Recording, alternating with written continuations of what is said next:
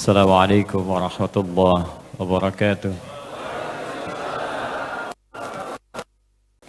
Saudara-saudariku, alhamdulillah, hari ini kita banyak diberikan nikmat oleh Allah Subhanahu wa taala, dan di antara nikmat yang terdekat, Allah turunkan hujan di beberapa titik yang saat suasana mendung pun Nabi menyambut nikmat Allah ini dengan doa beliau yang singkat tapi begitu padat. Allahumma sayyiban nafi'ah. Allahumma sayyiban nafi'ah. Ya Allah, mohon jadikan hujan yang mungkin akan menimpa kami ini mengenai kami. Ya saba yusibu sayyiban wa musibatan. Jadi ingat, turunan kata ini saba yusibu sayyiban musibah, itu semua yang menimpa kita, semua yang kita alami. Jadi sebetulnya kata musibah itu netral Pak, Bu. Apa yang kita alami itu musibah. Saya pun melihat antum ini sekarang musibah. Ya, dapat kenaikan jabatan, musibah. Dapat tambahan harta, musibah. Ya, jadi semua yang kita alami itu musibah. Dan semua yang ini musibah ini. Semua yang kita dapatkan hakikatnya semua bersumber dari Allah. Karena itu sifat orang beriman, ketika mendapati apapun dalam hidupnya, maka dia akan menyerahkan semuanya kepada Allah supaya meminta bimbingan. Kalau harta dibimbing menggunakan harta dengan baik, kalau kedudukan supaya kedudukan digunakan dengan baik, kalau ilmu minta bimbingan supaya ilmu bisa bermanfaat dengan baik. Karena itu di Quran surah kedua ayat 156, ya, paling kiri sebelah atas di mushaf, ketika kita kemudian disebutkan kalimat musibah pertama kali dalam Al-Quran, maka dilekatkan dengan kalimat kembalikan semua kepada Allah supaya jiwa kita merasa tenang dalam menghadapinya. Alladzina idza asabathum musibah qalu inna lillahi wa inna ilaihi raji'un. Nah, ini rumus. Tapi kebanyakan rumus ini hanya digunakan pada hal yang terlihat atau nampak terasa kurang menyenangkan saja. Ada yang meninggal, baru innalillahi. Ya, ada yang sakit, baru innalillah. Ada yang kecelakaan, baru innalillah. Kenapa banyak digunakan pada posisi itu? Karena pada saat itu banyak orang ingat Allah. Sakit, baru ingat Allah. Kena sesuatu yang kurang menyenangkan, baru ingat Allah. Ada yang wafat, baru ingat Allah. Sementara semua kenikmatan pun yang terasa menyenangkan, semua dari Allah. Kenapa saat kita mendapatkan harta tak ingat Allah? Bahkan ketika harta itu bertambah, hisabnya kan semakin ketat. Ketika ilmu semakin bertambah, hisabnya pun semakin ketat. Ketika kedudukan semakin meningkat, hisabnya pun semakin ketat. Karena itu, setiap kita mengalami peristiwa apapun, kalau semua kita serahkan kepada Allah, itu akan ringan. Ya. Hujan ringan, panas ringan, alhamdulillah. Karena itu kalimat Nabi ya menyandingkan kalimat sayyiban dengan nafi'ah. Sepanjang semua bersumber dari Allah, pasti akan ada manfaatnya dalam kehidupan kita. Allahumma sayyiban nafi'ah. Ya Allah, mohon jadikan setiap tetesan hujan yang menimpa kami saat ini, hadirkan manfaat untuk kehidupan kami. Kalau bukan dunianya, jadikan untuk akhiratnya ya Allah. Mungkin dunia belum terasa Pak, taunya basah saja. Motor basah, mobil basah. Ya, mohon maaf, sendal basah, pakaian basah. Terasanya basah saja. Tapi lihat nanti ketika kita berpulang kepada Allah, setiap butiran hujan itu boleh jadi itu yang memperberat mizan kita untuk mendapatkan surga yang kita inginkan. Ya, itu yang dimaksudkan diantaranya di dalam surah Al-Zalzalah itu di ayat yang keempat. Ya, idza zulzilatil ardu wa akhrajatil ardu wa qala al insanu, ayat keempatnya, yauma idzin tuhadditsu akhbaraha. Fokus baik-baik, ketika bumi digoncang sekuat-kuatnya. Saya pernah terangkan kalimat ini. Jadi kalau disebutkan sekali saja katanya zilzal itu gempa. Kalau disebutkan sekali saja, baik dengan kata kerjanya, verb, fi'il. Idza zulzilatil ardu, sampai di sini sekali saja Itu artinya goncangan dahsyat yang menyebabkan bangunan tinggi runtuh ke bawah. Tinggi bangunan, jatuh ke bawah. Itu sekali sebut. Tapi kalau disebutkan 2 kali, baik yang keduanya kata kerja atau sifatnya. Kata kerjanya disebutkan 2 kali, misal idza zulzilatil ardu zulzilat, misal di luar Quran. Atau sifatnya untuk menunjukkan kedahsyatannya pakai zilzal. Idza zulzilatil ardu zilzalaha, sifatnya. Itu artinya saking dahsyatnya gempanya, bukan yang tinggi jatuh ke bawah, tapi yang di bawah naik semua ke atas. Kata Allah, lihat baik-baik.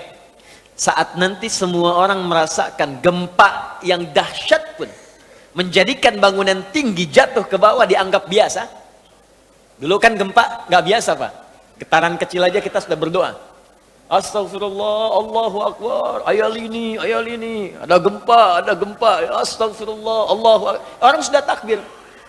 Sekarang gempa di mana-mana sudah jadi tayangan biasa. Jadi hiasan media saja. Sekarang Richter, sekian.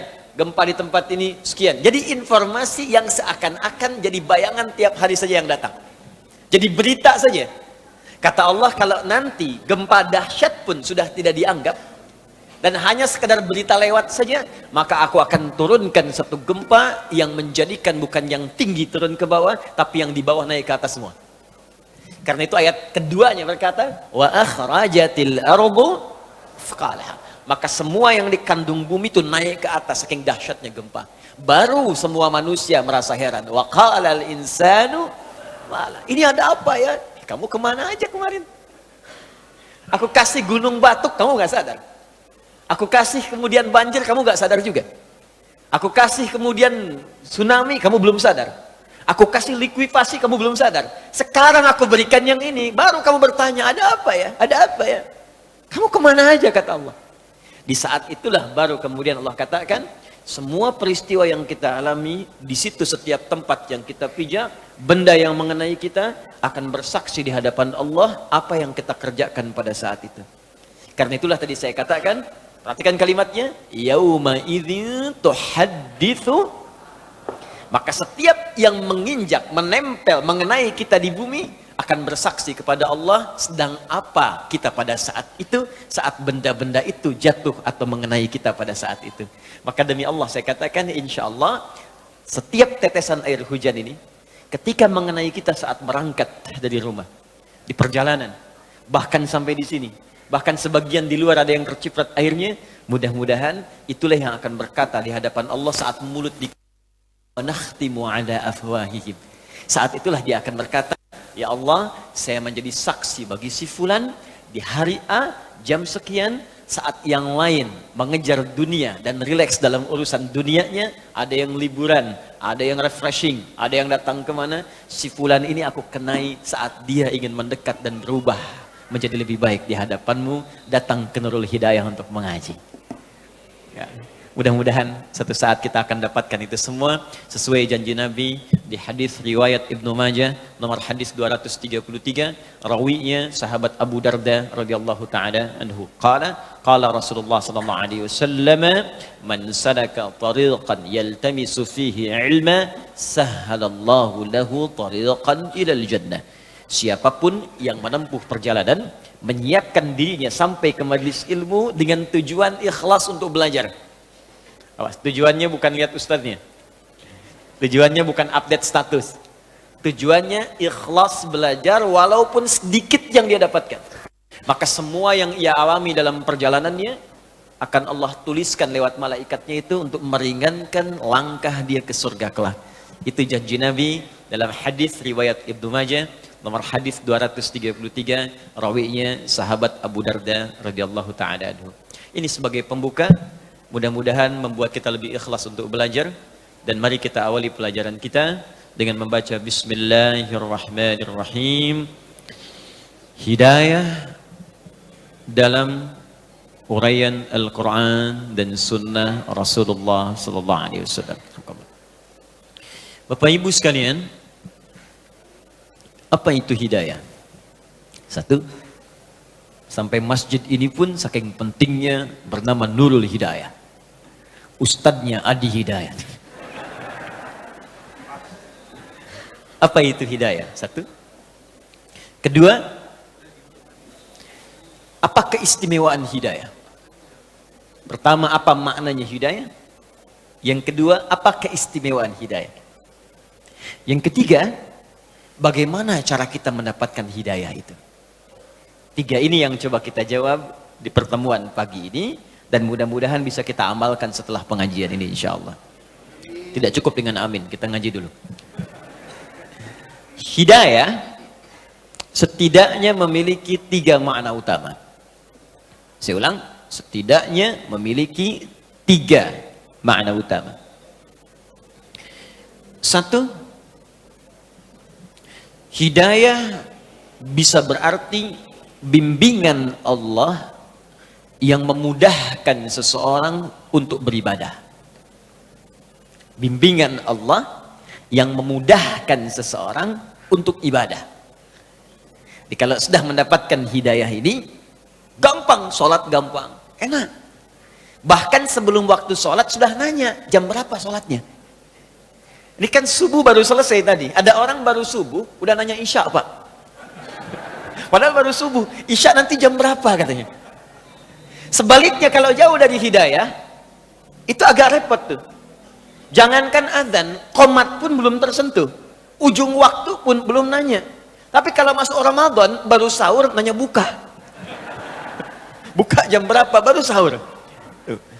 Jadi hidayah jika sudah didapatkan oleh seorang hamba, maka dia akan memberikan kenikmatan untuk mengejar kemudahan dalam ibadah. Karena itulah ketika Allah menyebutkan hidayah diberikan pada orang takwa, pertama kali kalimat hidayah ya disebutkan dalam Al-Quran. Ketika diberikan pada orang takwa, ciri orang takwa itu gemar ibadah. Itu ada di Quran surah kedua Al-Baqarah ayat 2 sampai ayat 4 itu ya. Dzalikal kitabu la raiba fi hudal lil muttaqin. Hudan itu jamak hidayah. Ya, semua isi Al-Qur'an jangan diragukan kandungannya. Maka Allah akan berikan hidayah, petunjuk kepada orang-orang takwa. Jadi kalau sudah mendapatkan hidayah itu, apa yang dilakukan orang ini? Maka pertama dia akan gemar menunaikan ibadah. Alladzina yu'minuna bil ghaib wa yuqimunas shalah. Maka meningkat keimanannya, dengan meningkatnya iman itu dia rajin menunaikan salat. Wa mimma razaqnahum yunfiqun. Dia senang infak. Walladzina yu'minuna bima unzila ilaik. Dia senang berinteraksi dengan apa yang diturunkan pada Nabi Muhammad, Al-Quran. Jadi kalau hidayah sudah datang, Allahu Akbar, salat rajin, jangankan fardu, sunnah diburu. Infak rajin, bahkan punya anggaran, hampir setiap hari dia cari. Ya, bahkan dia siapkan bekerja itu bukan untuk jadi kaya pak. Kalau kaya biasa. Nabi itu dengan sahabat-sahabat yang pebisnis, pengusaha, pedagang, itu enteng pak. Mengatakan kaya itu bagi umatku biasa kata Nabi. Di kaya itu bagi orang Islam itu mudah. Yang sulit itu mengelola kekayaan untuk dipertanggungjawabkan di hadapan Allah. Makanya sahabat Nabi yang berdagang itu sukses semua. Tapi tahukah Anda, ternyata motivasi mereka menjadi kaya itu bukan untuk mengumpulkan harta, tapi supaya bisa beramal dengan harta itu. Makanya ketika ada menawarkan surga seluas langit dan bumi, dan amalan pertamanya itu bisa infak, semua orang pengen kaya supaya bisa infak. Quran surah ketiga ayat 133 sampai 134. Ya, lihat kalimatnya, paling kanan sebelah atas di besar. Wasari'u ila maghfiratin min rabbikum wa jannatin 'arduha as-samawati wal ard u'iddat lil muttaqin. Bergegaslah Anda istighfar, koreksi diri. Jangan-jangan selama ini salah langkah. Salah langkah menggunakan harta, salah langkah mengamalkan ilmu, salah langkah menggunakan tubuh kita. Kaki salah langkah, mata salah pandang, tangan salah bergerak. Hati-hati. Ya, keluar masjid salah pakai sendal. Awas, hati-hati. Mata salah lihat, istri di bawah, yang dilihat istri orang. Ya, hati-hati. Salah, banyak yang salah. Kata Allah, koreksi diri sebelum tiba waktunya pulang. Dan berharaplah punya cita-cita saat pulang nanti, punya tempat yang bagus. Anda di dunia punya harapan, nanti saya kerja, beli rumah begini, punya mobil sekian, pakaian bagus. Itu kan semua kita tinggalkan. Makanya saat seorang meninggalkan dunia, meninggal dia, kalimatnya telah meninggal dunia. Artinya semua yang melekat pada tubuh dia itu ditinggalkan. Di apa yang kita cari, Pak? Berangkat.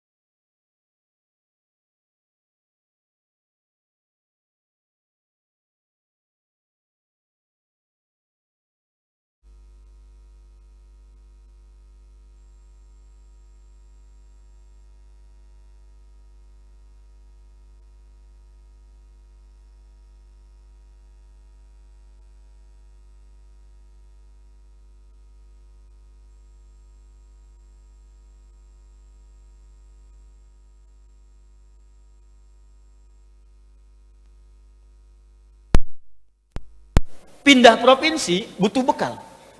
Maaf teman-teman, Anda mau kunjungan ke negara lain bukan cuma bekal, butuh visa, bikin paspor dan lain sebagainya. Sekarang Anda mau pindah ke akhirat yang tempatnya lebih jauh. Jarak 1 hari perbedaannya sama dengan 1000 tahun.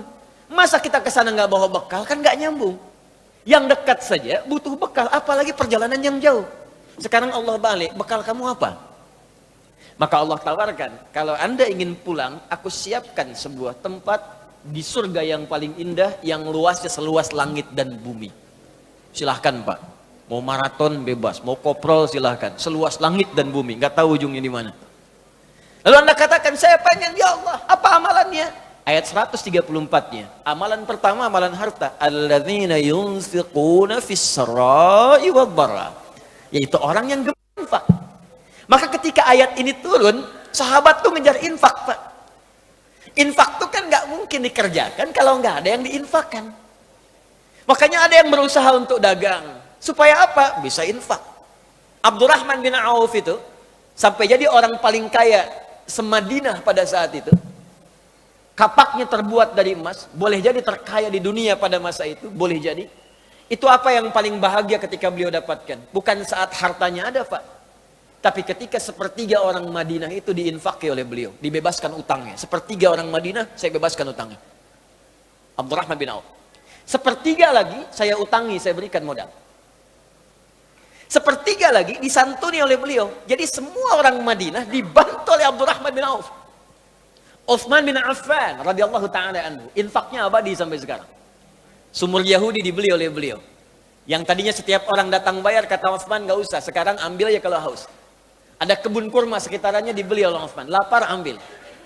Sampai sekarang itu masih ada, akan jadi pemukiman, setiap ada bagian dari situ disimpan di Bank Saudi, diinfakkan, disedekahkan atas nama Utsman bin Affan. Sudah 15 abad.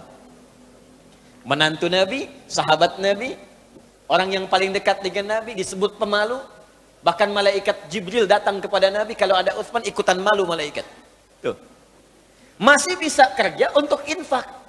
Antum sahabat Nabi bukan. Menantu juga bukan. Malaikat turun belum tentu malu lihat antum. Sekarang antum masih pengen ngejar dunia, apa persiapan Anda untuk akhiratnya? Dan Anda merasa satu saat kita akan pulang. Mungkin hari ini kita meninggal. Apa persiapannya? Maka kalau sudah Allah berikan hidayah kepada kita, maka persiapan akhirat itu lebih mudah, Pak. Enak gitu. Mau bangun, mau tahajud, seketika, bahkan bertanya, bahkan nyiapkan waktunya. Mau baca Quran, bahkan udah siap-siap, punya agenda. Sehari 1 juz, sehari 1 juz, 30 hari khatam. Saya mau tanya pada Bapak Ibu, siapa yang ingin ke surga angkat tangan? Masya Allah, yang surganya Firdaus. Yang pengen bersama Nabi. Pertanyaan saya, untuk hari ini saja, berapa ayat yang telah Bapak Ibu agendakan untuk baca Quran ke surga itu? Cita-cita Firdaus bersama Nabi. Baru 1 ayat, itu pun 1 huruf lagi. Sod. Di mana persiapan kita? 1 ini. Jadi pentingnya hidayah, pertama, hidayah bisa bermakna kemudahan untuk menunaikan ibadah. 2. Hidayah bisa juga berarti perlindungan. yang Allah berikan untuk membebaskan dari setiap kesulitan. Perlindungan yang Allah berikan untuk membebaskan dari setiap kesulitan. Saya seringkali istilahkan solusi dari persoalan yang kita alami. Walaupun tingkat kesulitannya paling tinggi. Bapak Ibu kalau hari Jumat itu ada 2 surah dalam hadis yang diisyaratkan untuk dibaca. Satu ada Yasin, yang kedua ada Al-Kahf. Al-Kahfi, apa artinya Al-Kahfi? Gua. Kenapa disebut surat gua Al-Kahf? Karena ada kisah yang terkait dengan gua itu. Jadi gua itu bahasa Arabnya ada 2. Ada gharun, seperti di At-Taubah saat Nabi dikejar-kejar oleh orang-orang Quraisy dan bersembunyi di gua Thur. Maka Allah menurunkan sebuah kisah menyampaikan pada kita, idhuma fil ghar, gharun, idh yaqulu li sahibi la tahzan innallaha gharun. Kalau disebutkan gharun, maksudnya kapasitas yang disebut gharun. Ya. Kalau Bapak Ibu misalnya ke Mekah, kemudian ke Jabal Nur itu, naik ke atas 700 meter ke atas itu, turun sedikit, itu nanti akan melihat di situ ada gua Hira, tulisannya Gharu Hira. Ya. Mudah-mudahan yang belum umrah atau haji bisa disegerakan ya. Ya. Tidak cukup dengan amin, nabung. Dari sekarang nabung, siapkan. Ya. Nah, 2 ada yang disebut kahfun. Al-Kahf. Kalau kahfun itu dalamnya lebar, Pak. Agak besar guanya. Sehingga yang masuk itu tidak hanya 1, 2. 3 bisa masuk, 5 bisa masuk, 7 bisa masuk. Kenapa surah ke-18 ini disebut dengan Al-Kahfi? Kahfun, bukan gharun, karena di situ akan dikisahkan beberapa orang pemuda. Ada yang menyebut 5, ada yang menyebut 7. Artinya lebih daripada 1 dan 2. Mereka dikejar-kejar, terdapat kesulitan yang luar biasa, sedang punya problem, masalah. Bahkan masalah ini bisa berpengaruh kepada jiwa. Kalau bukan intimidasi, bisa dieksekusi. Dahsyat, Pak. Anda bayangkan, mohon maaf ya, beberapa orang pemuda sedang bertarung dengan nyawa. Kesulitannya itu bukan kesulitan biasa. Bukan kesulitan sekedar harta benda, pekerjaan yang belum didapat, uang bulanan yang belum diraih, kesulitan di perjalanan yang terkadang dengan macet, bukan, taruhannya nyawa. Kalau ketahuan, selesai eksekusi. Kesulitan tingkat tinggi.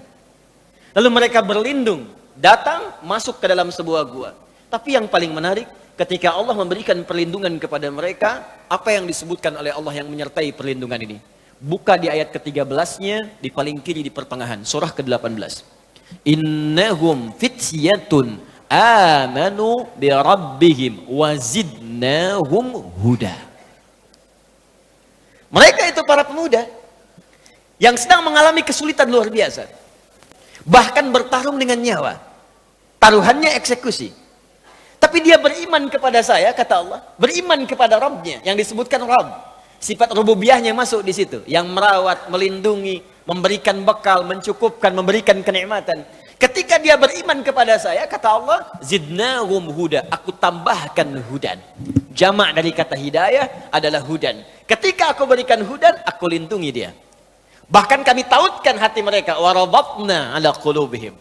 Kami berikan kekuatan, konsistensi dalam hati mereka, dan dapat perlindungan kemudian di gua itu. Saking nikmatnya kalau sudah mendapatkan perlindungan dari Allah, Bapak Ibu sekalian, semua masalah selesai. Saya tanya pada Anda ya, maaf nih, maaf sekali. Di gua, senikmat-nikmatnya tinggal di gua, dengan tinggal di rumah, nyaman mana? Rumah. Kalau di gua itu alas tidurnya itu empuk atau kasar? Kasar, keras. Gelap atau terang? Gelap. Kok bisa ada orang tinggal di gua, katanya tempatnya keras, kasar, gelap, tapi saking nikmatnya tidur sampai 309 tahun. Ada orang tinggal di rumah yang mewah, kasurnya empuk, bahkan ada kasur itu untuk kesehatan. Kamarnya fasilitas lengkap, tapi setiap 30 detik bangun. Disibukkan oleh kesulitan dirinya sendiri. Ini orang tinggal di gua. Tempatnya terlihat sempit. Keadaannya keras. Ya, gelap. Tapi bisa nikmat tidur sampai 309 tahun. Gak ada yang ganggu. Dan diatur oleh Allah semua. Makannya cukup. Cahaya cukup. Setiap bolak-balik cahaya matahari itu masuk di setiap sudut. Nikmat 309 tahun. Bisa enak aja bangun. Kayaknya baru semalam kita tidur. Kalau hidayah Allah sudah datang, maka kenikmatan hidup itu akan tiba, solusi setiap masalah akan hadir, sekalipun Anda tinggal di tempat yang paling sempit, keadaan terbatas, tapi kalau hidayah sudah datang, maka semuanya akan terlihat mewah dan nyaman dalam kehidupan. Jadi hidayah, bagian kedua, jika kita sudah mendapatkannya dari Allah, maka dia bisa berwujud solusi dari setiap persoalan yang kita alami. Satu, bisa kenikmatan ibadah,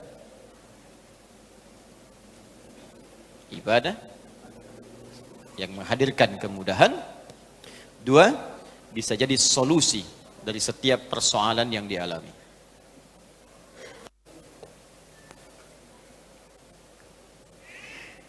Ya, nanti ya.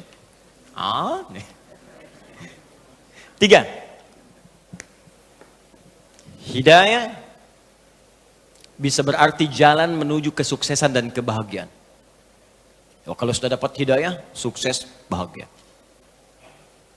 Sukses, bahagia. Tiga, sukses dan bahagia. Ini sering kali saya ungkapkan.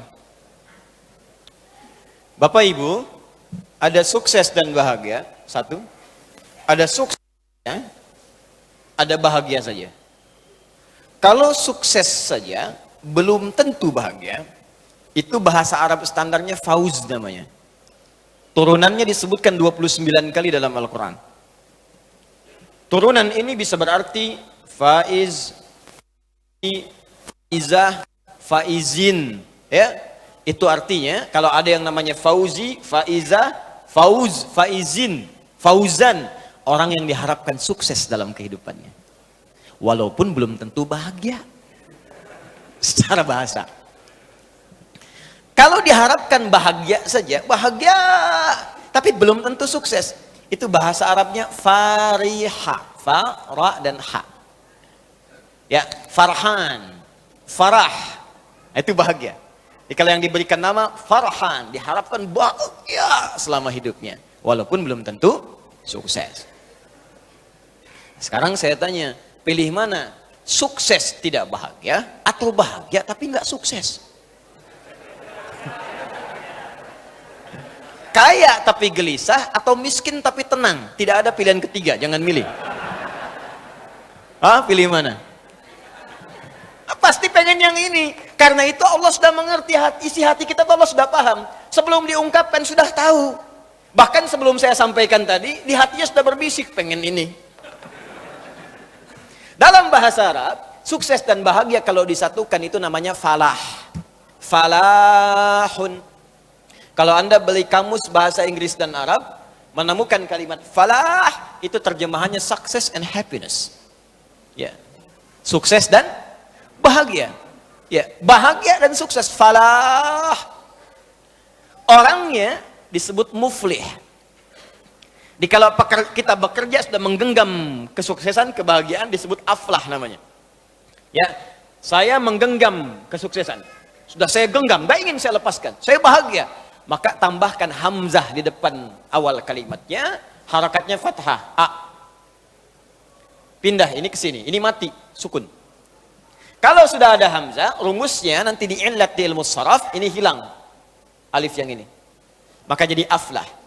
Allah berjanji setiap orang beriman, kata Allah, aku janjikan kalau dia bisa mengikuti petunjuk Allah akan menggenggam kesuksesan dan kebahagiaan. Buka Quran surah ke-23 ayat pertama. Quran surah 23 ayat pertama. Surah orang-orang beriman. Bahasa Arabnya al-mu'minun. Qad aflahal mu'minun. Aflah. Qad aflaha. Pakai huruf tahqiq di ilmu nahwu. Ya, qad harfu tahqiqin yadkhulu ala kulli fi'lin. Ya, paham? Tidak. Ya. Qad huruf yang menjamin kepastian yang masuk dalam setiap kata kerja di bahasa Arab. temannya lam. Kalau lam harakat fathah, masuknya ke isim, kata benda. Wal asr.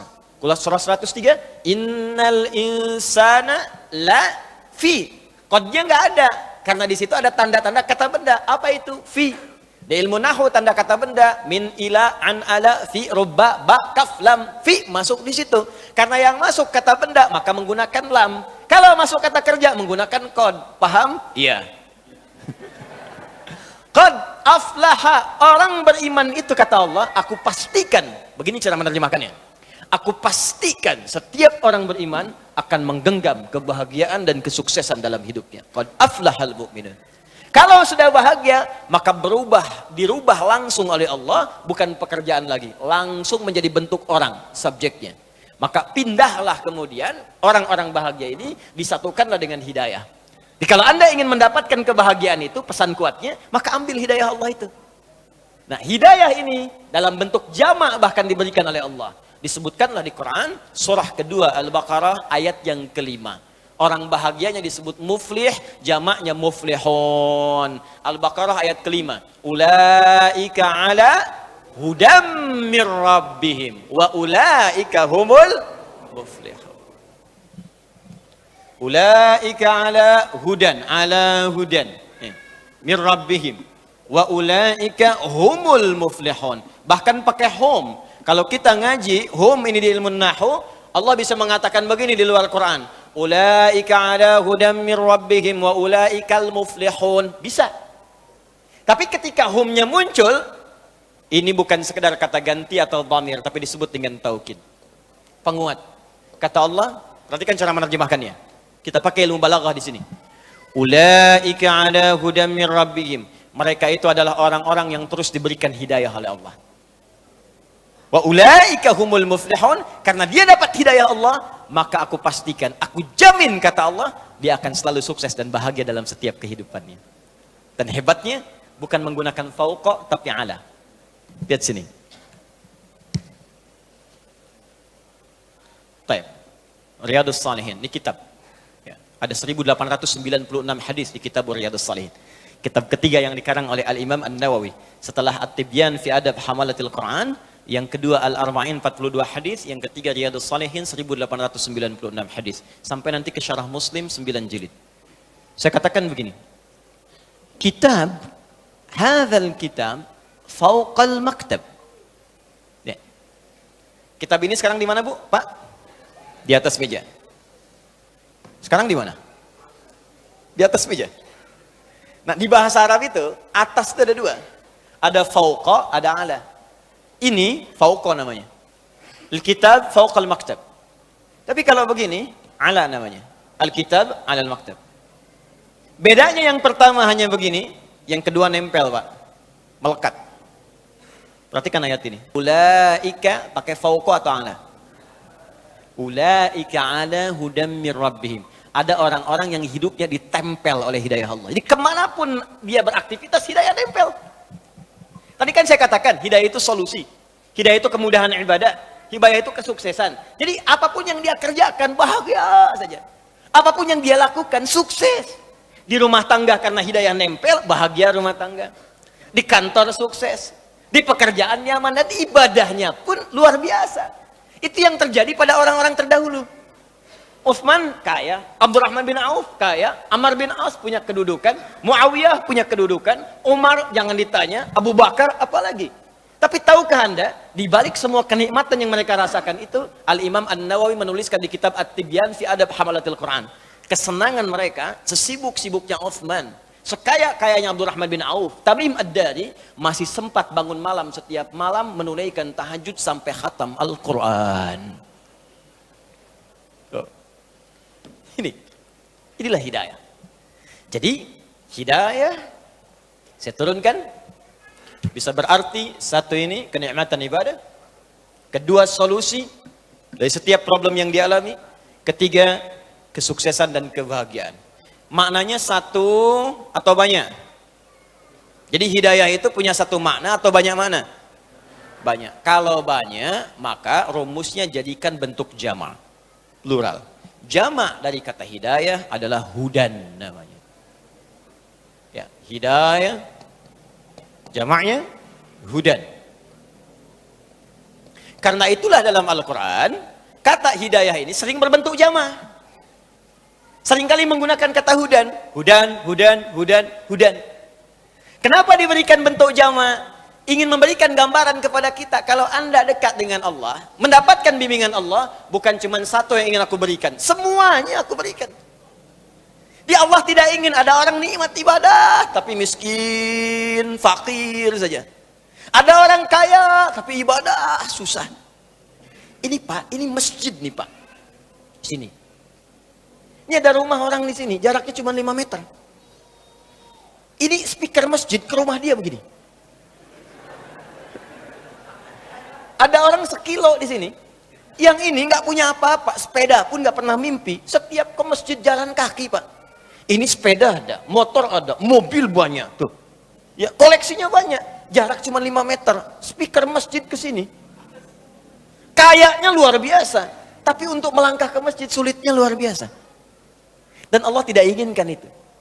Makanya dijadikan bentuknya jamak. Kenapa? Sekaya-kaya pun masih nikmat ibadah. Sesulit-sulit pun masih ada solusi. Inilah rahasianya kenapa banyak kalimat hidayah dalam Al-Quran bentuknya selalu jamak.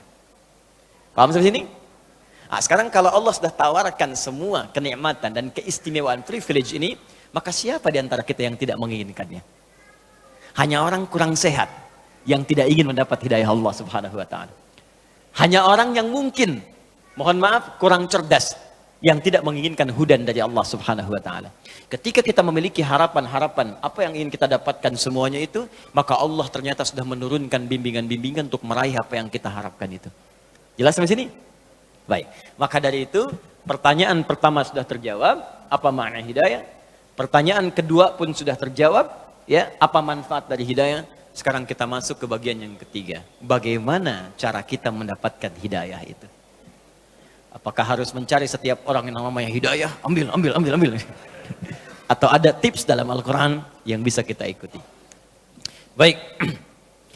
Saya tanya dulu sebentar supaya saya bisa petakan durasi waktunya. Kita sampai jam berapa hari ini? 12. Oh, baik. Ya, siap. Siap. Ya. Anda sampai jam 12, saya jam 10 pulang. Harus lanjut. Ya, kita selesai jam 10 kurang seperempatan lah ya. Jadi saya bagi waktu, mungkin ada pertanyaan kita bisa diskusikan. Untuk mendapatkan hudan, setidaknya ada 2 jalan. Yang paling utama, yang disebutkan dalam Al-Quran. Ada 2 cara. Satu, jalan pertama adalah dengan cara meningkatkan takwa kepada Allah.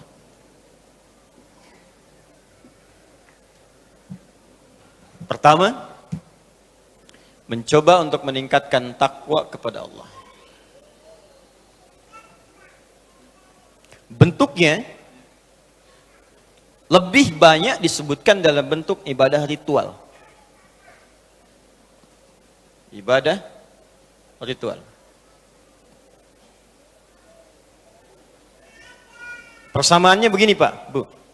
Semakin meningkat takwa, akan banyak semakin diberikan hudan, hidayah. Kalau takwa kita meningkat, ini datang semakin cepat. Datang. Orang takwa, kalau satu orang disebut taqi namanya. Nabi Yahya alaihissalam, ketika beliau disifati oleh Allah disebut dengan taqi. Quran surah ke-19. Quran surah 19 Maryam. Dari ayat 12 sampai 15-nya. Sebelah kiri dari atas sampai ke tengah. Ya Yahya khudhil kitaba biquwwah wa atainahu al-hukma sabiyya wa hanana min ladunna wa zakatan wa kana taqiyya. Satu orang. Tapi kalau dia banyak, maka berubah kalimatnya dari taqi menjadi muttaqin. Ya, jadi apa? Muttaqin. Muttaqin. Karena itu muttaqin diartikan orang-orang yang takwa. Jamak bentuknya. Muhammad imamul muttaqin. Muhammad imam para orang-orang takwa. Ya, ada yang namanya demikian. Muttaqin, orang-orang yang takwa. Ketika Allah menyebutkan kalimat muttaqin pertama dalam Al-Quran, itu disandingkan dengan kalimat hudan. Silahkan cek Al-Baqarah ayat kedua. Paling kiri sebelah atas, di mushaf. Dzalikal kitabu la raiba fihi hudan lil muttaqin. Jadi kalimat muttaqin ketika disebutkan dalam Al-Quran pertama kali, yang pertama kalimat muttaqin, ya, itu disandingkan dengan kalimat hudan. Bahkan saking spesialnya dikasih alif lam. Bukan muttaqin biasa. Alif lam itu kalau di ilmu nahwu disebut ta'rif. Ada ta'rif, ada istighraq. Ta'rif menunjukkan spesial, khusus. Beda dengan orang biasa. Kata Allah, aku akan berikan hudan kepada orang-orang spesial di kalangan orang takwa. Jadi takwa itu spesial, Pak, Bu. Kalau Anda ingin masuk golongan spesial yang disebut spesial oleh Allah, masuk golongan ini. Ya, VVIP. Kan lain, Pak, kelasnya. Anda masuk ke sebuah ruangan, sebuah tempat, ke bandara, VVIP mah lain sendiri. Masuk udah ada protokolnya, tempatnya enak, kadang nggak ngantri juga. Nah, ini ada orang VVIP dalam pandangan Allah. Siapa orang-orang ini? Ini al-muttaqin. Bahkan semua isi Quran itu jadi petunjuk buat dia. Karena itu ketika Allah katakan dzalikal kitabul la raiba fi, semua isi Quran jangan diragukan, bahkan semua isi Quran akan jadi hudan, jadi petunjuk untuk dia. Saking spesialnya. Nah, sekarang ada rumus dalam ilmu Quran ditafsir begini. Kalau Allah menunjukkan atau memberikan isyarat kalangan spesial tertentu, maka jangan disimpulkan bahwa itu hanya diberikan pada golongan khusus saja. Cara menyimpulkannya, kita diajak untuk masuk dalam golongan itu. Contoh, ibu kenal Maryam? Kenal. Baik ya, bapak-bapak nggak kenal, ibu-ibunya kenal Maryam. Alhamdulillah. Hanya di Nurul Hidayah ibu-ibunya kenal Maryam. Maryam anaknya Imran. Imran menikah dengan Hannah, melahirkan Maryam. Maryam itu kalangan spesial. Saking spesialnya banyak keistimewaan yang melekat pada beliau, bahkan disebutkan tidak akan pernah diberikan pada perempuan lain selain Maryam saja. Apa yang beliau dapatkan? Setidaknya dua. Yang pertama, bisa mengandung, melahirkan tanpa disentuh laki manapun. Bahasa Qurannya tanpa disentuh, walam yamsasni bashar. Dan disebutkan nama dengan bintinya, wa Maryam ibnata Imran, Maryam binti Imran. Di kaidah tafsir disebutkan kalau ada peristiwa disebutkan namanya lengkap dengan bintinya, maka peristiwa itu hanya akan terjadi pada orang itu saja, tidak akan berlangsung kemudian pada orang yang lain. Makanya langsung disebutkan ini Maryam binti Imran. Yang mengalami ini cuma Maryam binti Imran saja, yang bisa mengandung, melahirkan tanpa disentuh laki-laki manapun. Kalau yang mengandung, melahirkan tanpa bapak, banyak. Tapi yang tidak disentuh laki-laki manapun cuma Maryam binti Imran. Supaya nanti tidak ada orang mengaku di kemudian hari, saya pun Maryam kok. Bisa mengandung, bisa melahirkan, iya. Tapi bukan tidak disentuh, tanpa bapak. Anda Maryam binti apa? Maryam binti Asep, Pak. Balik. Dua. Lihat Quran surah ketiga ayat 37. Paling kiri sebelah bawah. Quran surah ketiga ayat 37. Maryam mendapatkan keistimewaan.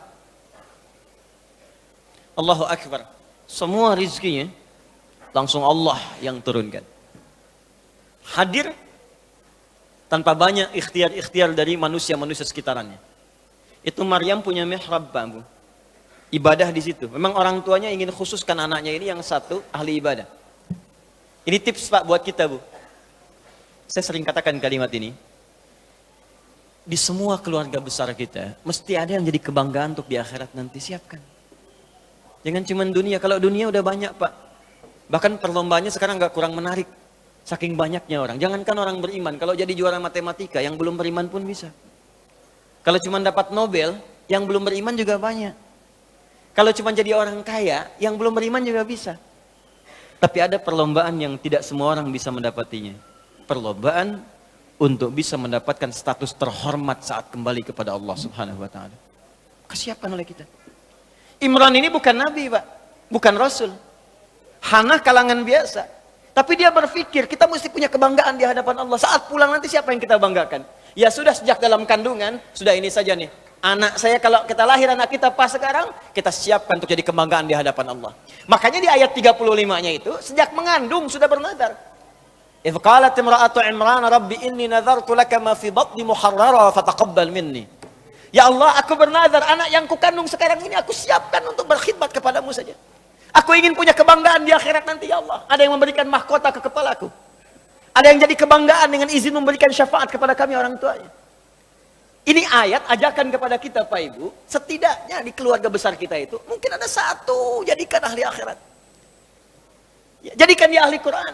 Bapaknya belum hafal, anaknya hafal. Anak sudah 5 belum hafal, ada cucu-cucunya yang hafal. Kalau Allah sudah berikan anak sekian, cucu sekian, nggak ada juga yang jadi ahli akhirat, perlu berapa anak dan cucu lagi.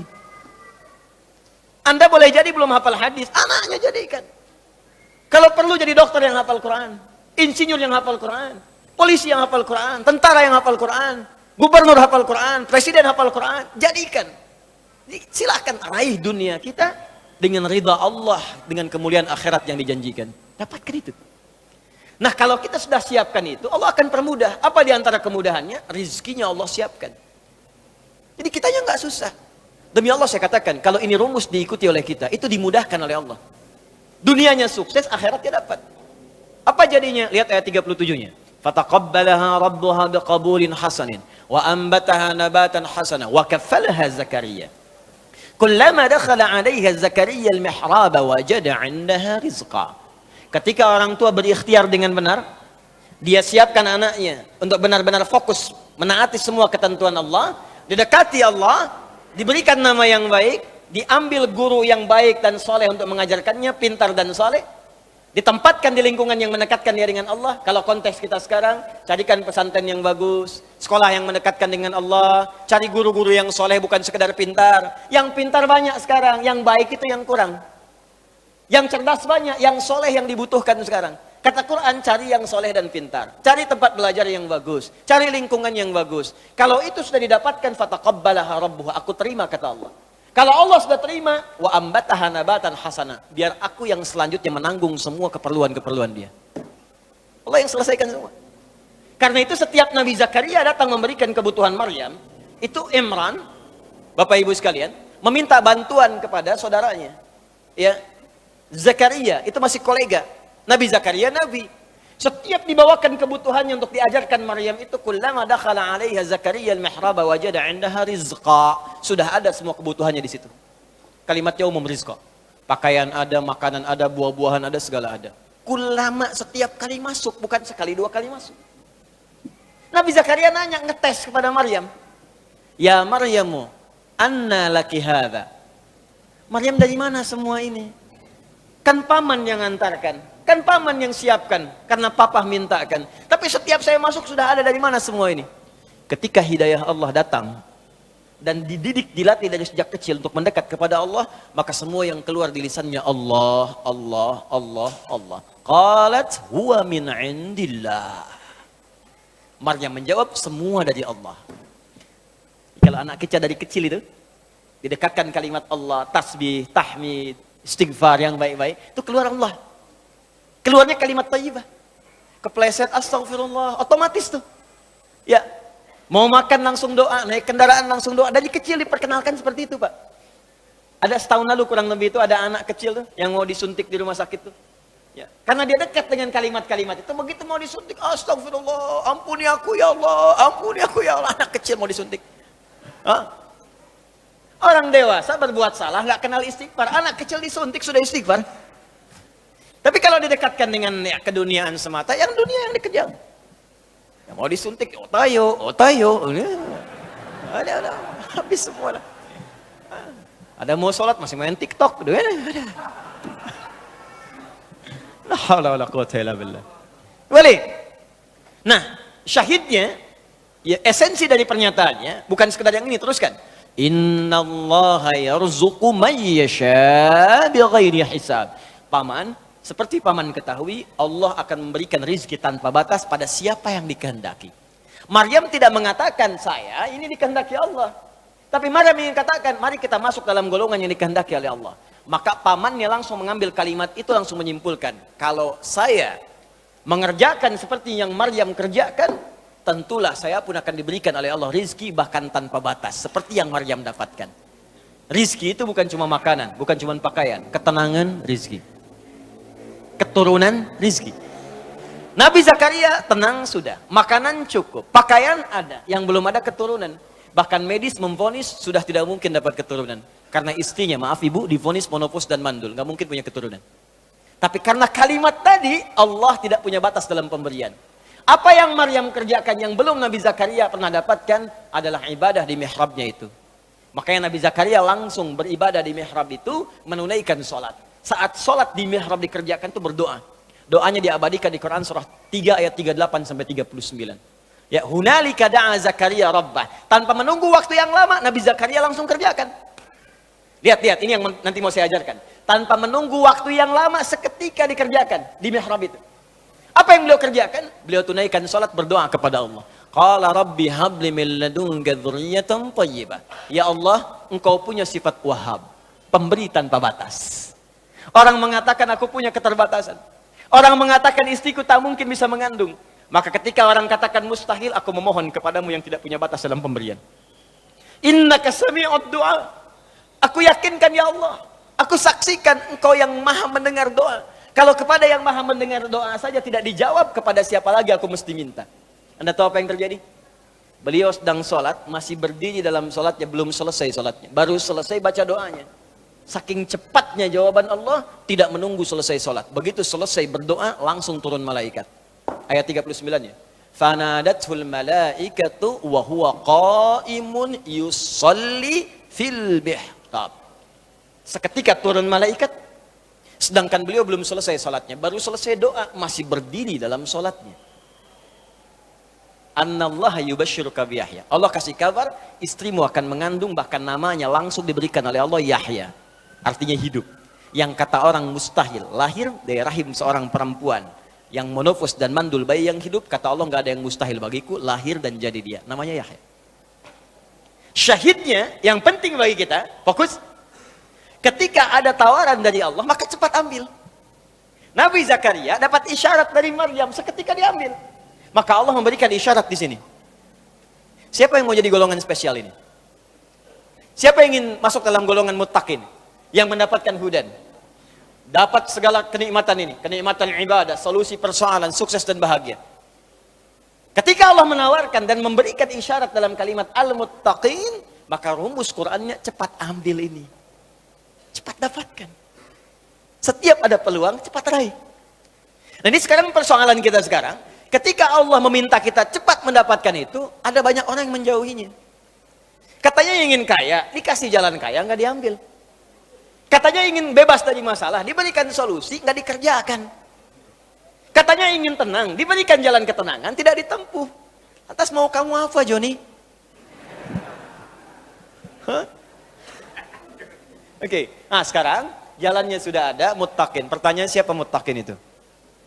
Maka tidak disebutkan kalimat muttaqin kecuali bersanding dengan ibadah. Lihat ke atasnya.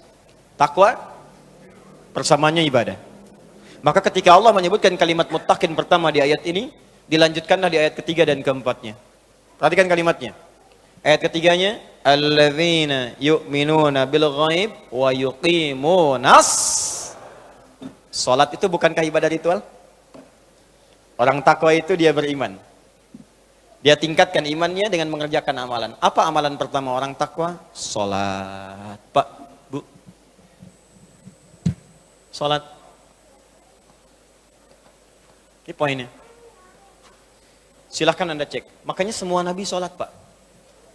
Sahabat sholat, tabi'in sholat. Anda cek silahkan. Buka Qurannya, Anda temukan. Nabi Isa sholat. Buka Quran surah 19. Ayat 31 sampai 33. Nabi Musa sholat. Buka Quran surah ke-20. Ayat ke-14. Innani anallahu la ilaha illa ana fa'budni wa aqimis sholata lidzikri. Kalimat Allah kepada Nabi Musa. Nabi Ismail sholat. Bahkan minta keluarga besarnya sholat. Buka Quran surah 19 ayat 55. Wa kana ya'muru ahlahu bis shalah. Dan Nabi Ismail itu meminta semua keluarganya salat. Bahkan wahyu yang diwahyukan pada Nabi Muhammad, itu kata Allah sama persis perintah-perintahnya seperti nabi-nabi dulu. Dari sejak Rasul pertama diutus Nabi Nuh. Kalau Nabi Adam nabi, bukan Rasul. Ya, saya pernah jelaskan ini. Kalau nabi diberikan risalah, misi untuk pribadinya saja dengan yang terdekat. Kalau Rasul diberikan misi untuk umat.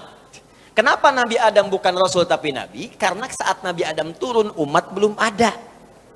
Yang ada cuma Adam dan Hawa. Ya, umatnya nggak ada, makanya adanya Nabi. Nuh alaihissalam sudah ada umat, diangkatlah jadi Rasul. Ketika Allah menyebutkan wahyu yang diberikan pada Nabi Nuh, itu sama persis dengan Nabi Muhammad. Hanya Nabi Muhammad lebih sempurna. Dari mana taunya Ustaz? Buka Quran surah keempat ayat 163. Paling kiri sebelah atas di mushaf. Quran surah keempat An-Nisa ayat 163. Inna auhayna ilaika. Muhammad, sungguh, ta'zimun nafsi, pakai inna. Sungguh dengan keagunganku, kata Allah. Dengan segala kedahsyatan yang aku berikan kepada setiap Rasulku. Perhatikan. Aku berikan wahyu kepadamu sama persis. Kama auhayna ila Nuhin wan nabiyyina min ba'di. Sama persis yang aku berikan kepada Nuh alaihissalam dan nabi-nabi setelahnya sampai kepada engkau. Muhammad sallallahu alaihi wasallam. Bin Abdullah, bin Abdul Muttalib, bin Hashim, bin Abdul Manaf, bin Qusay, bin Murrah, bin Kilab, bin Ka'ab, bin Ghalib, bin Fihir, bin Malik, bin Nadar, bin Kinana, bin Khuzaimah, bin Mudrika, bin Ilyas, bin Nizar, bin Mudar, bin Ma'ad, bin Adnan, bin Addi, bin Adri, bin Muqawwam, bin Nahur, bin Tarikh, bin Ya'rab, bin Yasub, bin Nabit, bin Ismail alaihissalam, bin Ibrahim alaihissalam, bin Azar, bin Nahur, bin Tari, bin Abir, bin Kinan, bin Arfakhshad, bin Sam, bin Nuh alaihissalam, bin Mihlail, Batushala, bin Kinan, bin Anwas, bin Tis, bin Adam alaihissalam. Coba ulangi. Sama persis. Jadi Nabi semua sholat sebelumnya. Sholat. Untuk apa? Meningkatkan takwa. Kenapa mesti takwa? Supaya mudah. Makanya ketika Allah menyebutkan kalimat takwa, kemudahannya datang. Buka Quran surah ke-65. Di ayat 2 dan 3. Wa may yattaqillaha yaj'al lahu makhraja wa yarzuqhu min haitsu la yahtasib. Siapa yang mampu meningkatkan takwa, aku berikan solusi. Semua kesulitannya aku mudahkan. Aku kirimkan rezeki bahkan dari sisi yang tidak dia duga. Anda ingin bahagia? Takwa. Lihat akhir ayat 189 di surah Al-Baqarah. Lihat ujung ayatnya. Wattaqullaha la'allakum tuflihun. Kalau kamu ingin takwa, kalau kamu ingin bahagia, kata Allah, ingin sukses, tingkatkan takwa. Anda masih belajar di kampus, pengen pintar, ilmu pengen cepat datang. Allahu Akbar. Takwa juga. Buka Quran surah kedua di akhir ayat 282. Paling kiri sebelah bawah. Persis paling bawahnya. Wattaqullaha wa yu'allimukumullah. Tingkatkan takwamu kepada Allah, aku tambahkan pengetahuan. Datang min ladunna ilma, dari kami, makanya disebut ilmu laduni. Bukan nggak belajar, dia ikhtiar. Dia belajar, dia mendekatkan takwa kepada Allah, tapi proses pembelajarannya dipercepat oleh Allah karena takwanya. Logikanya begini, logikanya. Anda dekat dengan pimpinan, akses mudah. Dekat dengan dosen, mudah belajar.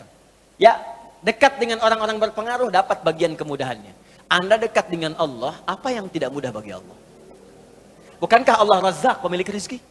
Bukankah Allah Alim, pemilik ilmu? Sekarang ada orang dekat dengan Allah, ya gampang Allah kasih segalanya. Makanya orang dulu Pak, orang dulu itu punya keistimewaan sampai taraf nomor 5. Orang pintar sekarang dari segi ingatan cuma 4 bagiannya. 1, cepat ingat, lambat lupa. Cepat ingat, lambat lupa. Yang kedua, cepat ingat, cepat lupa. Yang ketiga, lambat ingat, lambat lupa. Masih agak lumayan. Yang keempat, ini yang susah.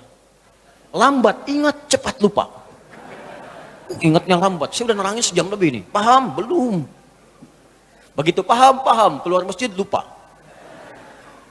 Tapi yang kelima, ini yang sering saya sampaikan, hampir jarang sekarang ada. Cepat ingat, sulit lupa. Jadi mau lupa itu susah Pak. Bukan mau ingat, mau lupa susah. Saking gampangnya ingat, sekali baca ingat, seketika. Imam Al-Bukhari itu dibacakan sekali langsung masuk. Imam Asy-Syafi'i bacakan sekali masuk. Hafal Quran usia 7 tahun, 10 tahun Al-Muwatta lebih tebal daripada ini. Hafal. Al-Bukhari itu dibacakan, hafal seketika. Diuji Pak di Irak, datang ke sana. Katanya mau silaturahim, begitu datang kayak sidang ujian. Yang uji langsung 10, bukan cuma 3-4 lagi, 10 orang ulama terbesar. Diuji hadis. Kata ini anak muda hebat hadisnya. Di letter U Pak, beliau duduk di sini. Dikelilingi ulama begini. Setiap orang menguji 10 hadis. Setiap hadisnya diacak orang-orangnya, sanadnya. Matanya diacak, sanadnya diacak. Isinya diacak, sanadnya pun diacak. Setiap orang. Begitu satu orang menguji dengan 10 hadis, silahkan. Apakah menurut Anda hadis ini benar? Kata Al-Bukhari, sebentar, teruskan dulu aja 10-10-nya, biar sekalian. Teruskan 10-10-nya biar sekalian. 10 kali 10, 100. Begitu selesai kemudian diulang dari awal sampai akhir tanpa salah sedikit pun. Yang ini sanadnya benar tapi matanya salah. Yang ini matanya benar tapi sanadnya salah. Ini ada yang ketukar. Ini bagian ini bukan ini bukan ini, bukan ini. Semuanya. Sampai diakuilah. Kemudian ditetapkan pada saat itu dengan Imam Muhaddithin. Al-Bukhari. Nabi bukan, Rasul bukan. Dipercepat oleh Allah. Jadi kalau takwa itu sudah meningkat. Apa rahasianya? Takwa meningkat datang semua ini. Sekarang kalau Anda tanya, amalan takwa itu apa? Pertama sholat. Sholat Pak. Makanya ketika Allah memaksa kita untuk sholat dengan hukum wajib. Sebetulnya bukan ingin membebani, Pak. Saya sering sampaikan kalimat ini. Kalau orang paham hikmah sholat, dia akan tunggu dan rindu dengan sholat. Karena tahu setiap menunaikan sholat, bukan beban kewajiban, bukan bebannya. Allah nggak butuh dengan ruku Anda. Dan Allah tidak butuh dengan sujud kita. Kita yang butuh dengan sholat kita. Makanya ketika ada orang bertanya, ya Allah kenapa sih mesti sholat? Maka Allah perdengarkan di setiap telinga kita. 24 jam tak berhenti. Ya, telinga bahasa Arabnya udhun, jamaknya disebut azan. Maka ada azan yang dikumandangkan setiap hari. 5 kali dalam setiap pergantian waktu. Subuh ganti ke siang zuhur, azan lagi. Ganti ke asar, azan. Ganti ke maghrib, azan. Bahkan mau malam pun masih azan, diperdengarkan. Yang paling dahsyat, azan tidak pernah dalam waktu bersamaan semuka bumi. Selalu ada perbedaan. Tanah Kusir azan, tiba-tiba Jakarta sana azan. Jakarta selesai masuk Tangerang adzan, Tangerang adzan sampai ke Serang adzan, Serang adzan selesai Banten, Pandeglang adzan. Terus ternyata semuka bumi 24 jam adzan tidak pernah berhenti. Apa itu adzan? Bukan sekedar panggilan, tapi kalimat yang ingin disampaikan pada setiap orang yang mempunyai telinga dan pendengaran. Adzan. Ketika diperdengarkan ada syahadat, Allahu Akbar, Allahu Akbar. Makanya tidak sedikit ada orang-orang itu, Pak Ibu sekalian, masuk Islam karena dengar adzan. Dulu pernah ada orang cuma nonton, dia kuliah tuh di luar negeri. Ya. Kemudian di flatnya itu bukan cuma orang Islam. Ada temannya non muslim. Yang muslim ini bagus nih, bisa dibiasakan. Dia terbiasa dengan hal-hal Islami. Bahkan tayangan TV pun dia putar yang channel One itu dari Mekah tentang sholat, baca Quran. Ini bisa kita biasakan. Ke kantor, kalau sedang senggang baca mushaf, baca hadis. Mungkin bagi sebagian orang dengan izin Allah dapat hidayah lewat kebiasaan kita. Begitu sedang membuka tayangan itu, muncullah sedang sholat isya. Tayangan persiapan sholat isya langsung dari Masjidil Haram. Yang non muslimnya tiba-tiba datang. Yang muslim itu cuma iseng nanya begini. Kawan, menurut kamu, berapa jumlah orang yang ada di masjid itu? Temannya bilang begini. Ya, mungkin 1000, 2000 lah. Gitu. Ya. Apa jawab yang si muslim ini? Ada di sana sekarang setidaknya 500.000 orang. Sebelum dilakukan perluasan. 500.000 orang. Pertanyaan kedua, perhatikan kalimatnya. Menurut kamu, berapa lama waktu yang dibutuhkan untuk membuat mereka semua rapi seketika?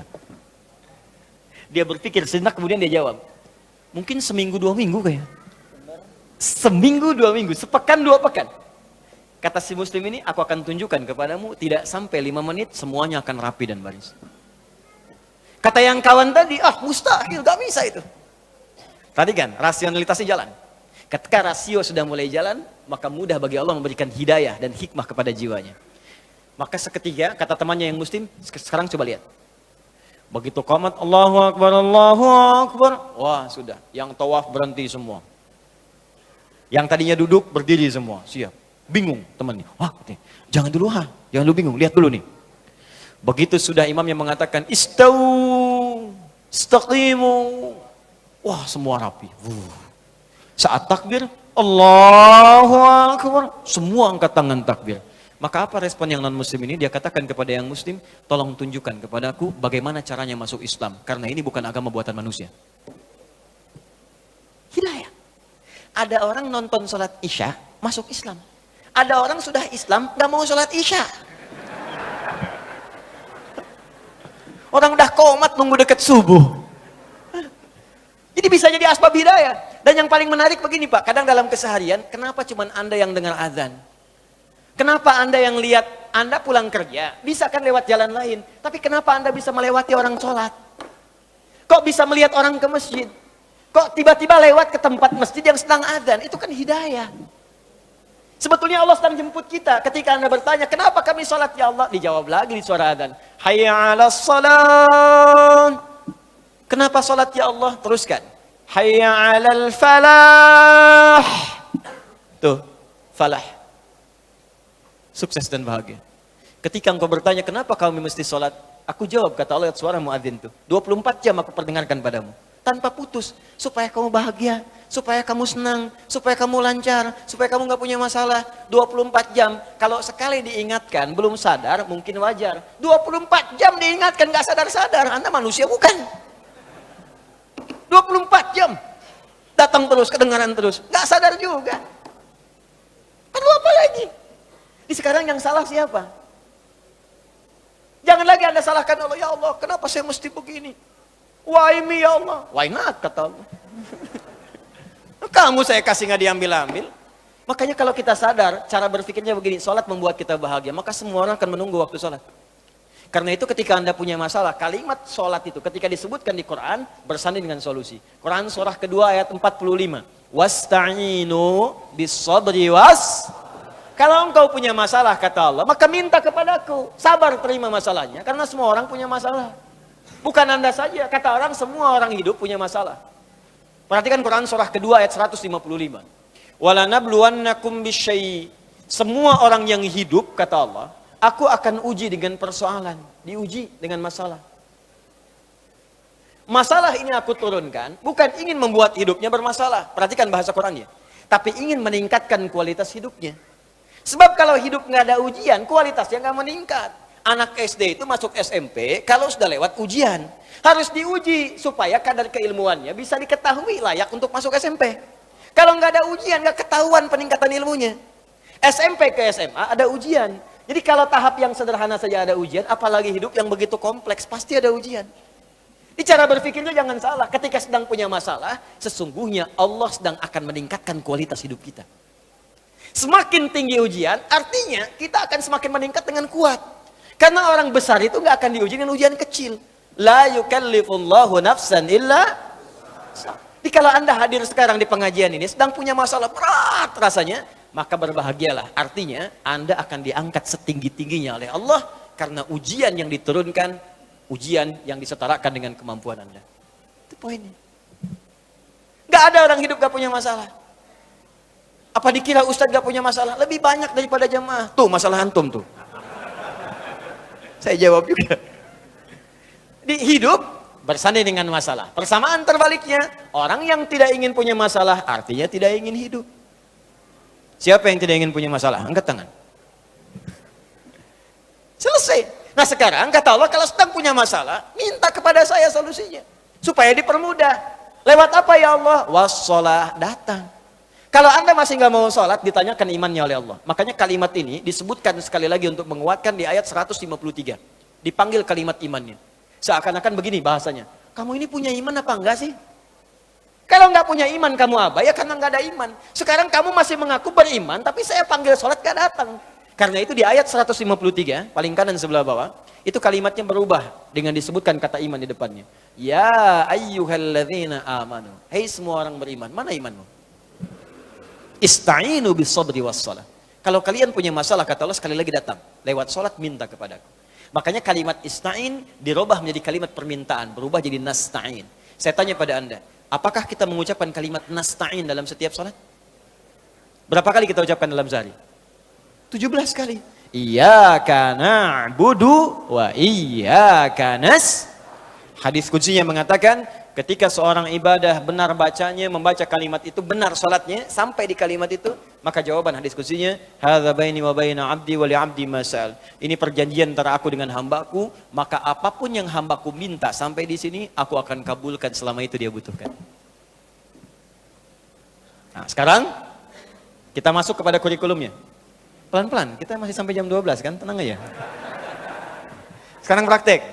Oh, saya tidak ingin jadi teori saja. Ngaji dengan saya, pasti kita akan belajar teori, setiap huruf kita bahas, lalu kita ada tahapan praktek. Ya, kalau Anda hanya sampai mendengar saja, mencatat, mungkin ada pahala. Tapi saya kecewa. Karena belajar itu tidak akan pernah sempurna tanpa praktek. Kita praktekkan, komitmen kita. Ya, belajar, praktekkan. Belajar, praktekkan. Sehingga terasa manfaat dari pembelajaran itu. Sekarang bagaimana prakteknya? Yuk kita susun kurikulum Quran. Kalimat sholat, itu ada 3 jenis. Ini sering saya ungkapkan di beberapa kesempatan. Satu begini. Satu, kita hapus dulu.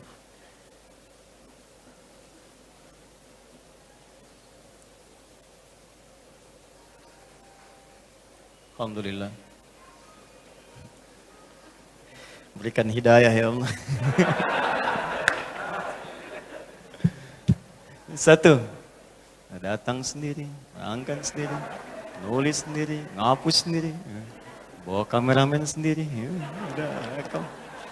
Jamaah tinggal duduk, lihat, ketawa, masuk surga, enak banget. Aduh. Ayo kali pelam. Di sini. 1, 2, 3. Ada 3 jenis. Ada yang begini, sod, lam, alif, ta, marbutah. Ya. Ini saya agak cepat, jadi khotnya ya sekedarnya saja. Ada jenis khot ruk'ah, ada nasakh, ada thuluthi, ada diwani. Yang ini yang terbaru, khot saka namanya. Apa namanya? Saka, saka hoyong. Ini. 1, 2, 3. Yang ini bentuknya tunggal, 1. Tapi kalau ada kalimatnya seperti ini 1 kali. Singular. Salat. Yang kedua, sod, lam, wawu, alif, ya, kemudian ta maftuha, tak terbuka. Itu artinya jama'. Tapi jama' mahdud, jama' terbatas. Karena terbatas, dia nggak boleh lebih dari batasan. Nggak boleh kurang, nggak boleh lebih. Biasanya kalau ada kalimat kedua ini, itu yang dimaksudkan sholat fardu. Ya, sholat fardu itu berapa waktu? 5 kan? 5 itu jama' atau tunggal? Jama' banyak, tapi kan terbatas 5 saja. Nggak boleh lewat 5, nggak boleh kurang. Ya, subuh, zuhur, asar, maghrib, isya. 17 rakaat, terbatas 17. Ya, rumusnya 24, 4, 3, 4. Ya, subuh 2, zuhur 4, asar 4, maghrib 3, isya 4. Hanya 5 ini, nggak boleh kurang, nggak boleh lebih. Jadi kalau Anda kurang ngerjakan 4 waktu, Anda nggak sempurna. Kalau Anda kerjakan 6 waktu atau 18 rakaat, subuhnya 3, Anda terlampau soleh. Ya, keliru. Dicukup 5 waktu, 17 rakaat. Jaga dengan baik dan saling mengingatkan. Menjaga disebut hafidha yahfadhu. Saling menjaga mengingatkan disebut hafadha yuhafidhu. Hafidh. Turun Quran surah kedua ayat 238. Paling kanan sebelah atas di mushaf. Hafidhu ala sholawati. Bentuk yang kedua. Wassalatil wusta wa qumu lillahi qanitin. Saling jaga, saling ingatkan kata Allah untuk salat-salat fardu, jaga, saling jaga. Mungkin Anda ingat, teman tidak. Mungkin suami ingat, istri belum. Mungkin istri ingat, suami tidak. Mungkin orang tua ingat, anak tidak. Apa Anda tega cuman Anda yang ke surga anak teriak-teriak? Mama, mama, papa, panas, panas, panas. Paksa. Kalau kebakaran kan semua kita bawa keluar.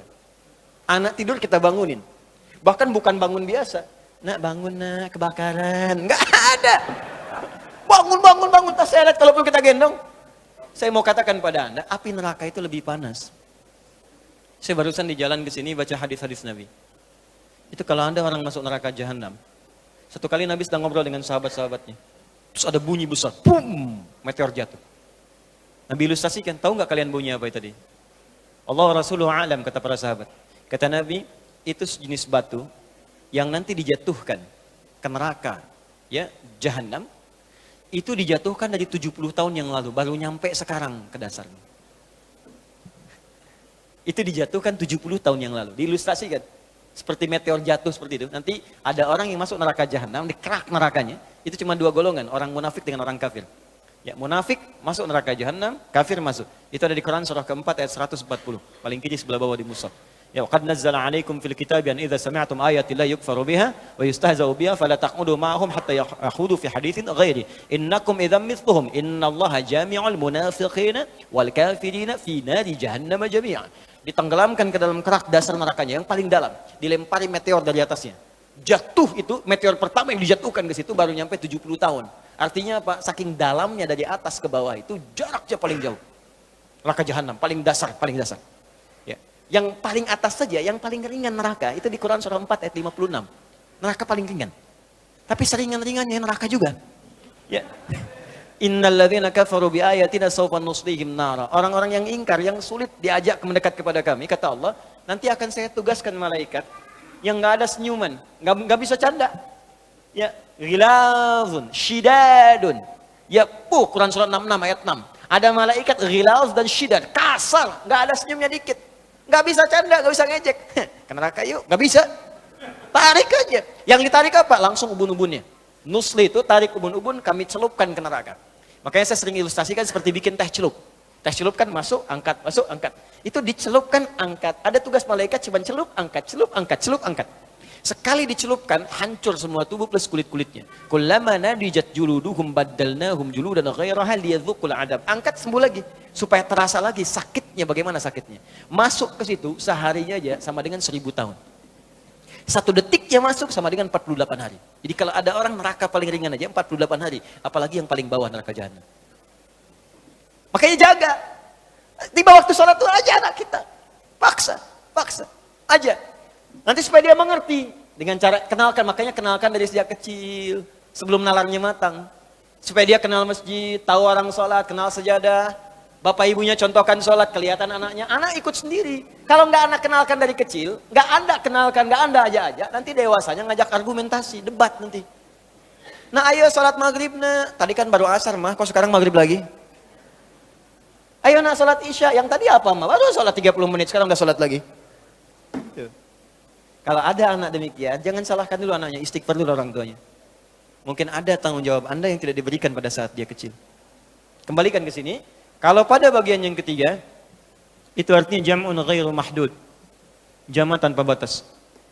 Shad, lam, waw, alif tegak di atasnya, ta marbutah. Jam'un ghairu mahdud, jama' tanpa batas. Banyak enggak dibatasi. Kalau banyak melewati batas, artinya ditambahkan fardu itu dengan yang nafilah, hukumnya sunnah. Maksudnya apa? Kalau anda ingin mendapatkan golongan privilege yang istimewa, ini, Pak, Bu, fokus. Ingin nikmat, solusi, datang, masalah hilang, kaya, bahagia, semuanya nyaman. Maka kata Allah, jangan cukupkan sholat anda pada yang fardu saja. Kalau cuma anda fardu saja, jangankan yang pengen kaya, yang miskin pun 5 waktu juga. Jangankan anda yang pengen gak ada masalah, yang punya masalah pun 5 waktu juga. Jadi 5 waktu itu standar. Kalau anda pengen istimewa, ya di atas standar. Datang di awal, kerjakan lebih daripada ini. Mengerjakan lebih daripada yang fardu itu sunnah. Nafilah jenisnya, sunnah hukumnya. Karena itu ketika Allah menyebutkan kalimat yang privilege ini, yang istimewa yang ini, al-muttaqin, maka yang disebutkan yang nomor 3. Bukan nomor 1 dan 2. Yang ketiga. Dzalikal kitabu la raiba fi hudal lil muttaqin. Ayat 3. Alladzina yu'minuna bil ghaib wa yuqimunas. Silakan cek di mushaf. Bentuk yang mana yang disebutkan di ayat 3 itu. Demi Allah saya katakan saya yakin bentuk yang ketiga. Artinya apa? Sekarang kurikulumnya keluarkan semua jenis salat sunnah. Baik yang diisyaratkan langsung dalam Al-Quran ataupun yang disebutkan oleh Nabi SAW. Contoh, yang disebutkan langsung dalam Al-Quran tahajud misalnya. Boleh sekarang bangun tahajud. Bangun malam Pak. Alhamdulillah. Bahkan ketika Allah menyebutkan tahajud, itu diberikan keistimewaannya langsung. Kata Allah, tidaklah seorang menunaikan tahajud kecuali aku berikan 4 hal. Yang tidak diberikan pada yang tidak tahajud. Jadi anda khusyuk sehusyuk apapun, 5 waktu, khusyuk sampai nangis. Ya sampai macam-macam, tetap nggak akan dapat 4 ini kalau nggak tahajud. Ya, buka Quran surah 17 ayat 79 sampai 81. Wa minal laili fatahajjad, dan dari sebagian malam bangun tahajud. Aku nggak tuntut semua malamnya kata Allah, bangun dulu sebagian malam. Ingat ya, ada lail, ada lailah, saya pernah terangkan. Kalau lail itu waktunya, lailah keistimewaannya. Jadi kalau sudah pakai tak itu sifat.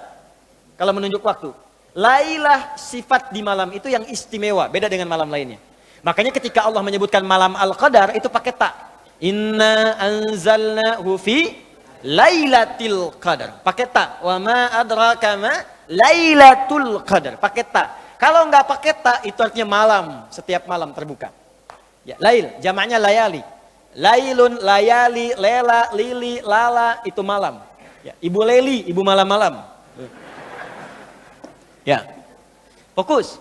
Wa minal laili, minnya tab'id di ilmu nahwu. Sebagian, enggak usah semua. Ya, dari jam 8 tuh udah malam. Ya, sampai jam 4 tuh malam. 4 sampai setengah 5, setengah 5-nya subuh, jam 4 sampai setengah 5 disebut sahar, waktu menjelang subuh. Baik, malam panjang tuh. Kata Allah, saya nggak tuntut semua, silahkan tidur dulu. Nanti malamnya bangun, ambil sebagian aja. Kalau masih latihan, kata Nabi, jangan tinggi-tinggi dulu. Nggak apa-apa 15 menit, 30 menit, untuk latihan dulu. Ya, bangun di malam hari setelah istirahat disebut hajada namanya, hajad.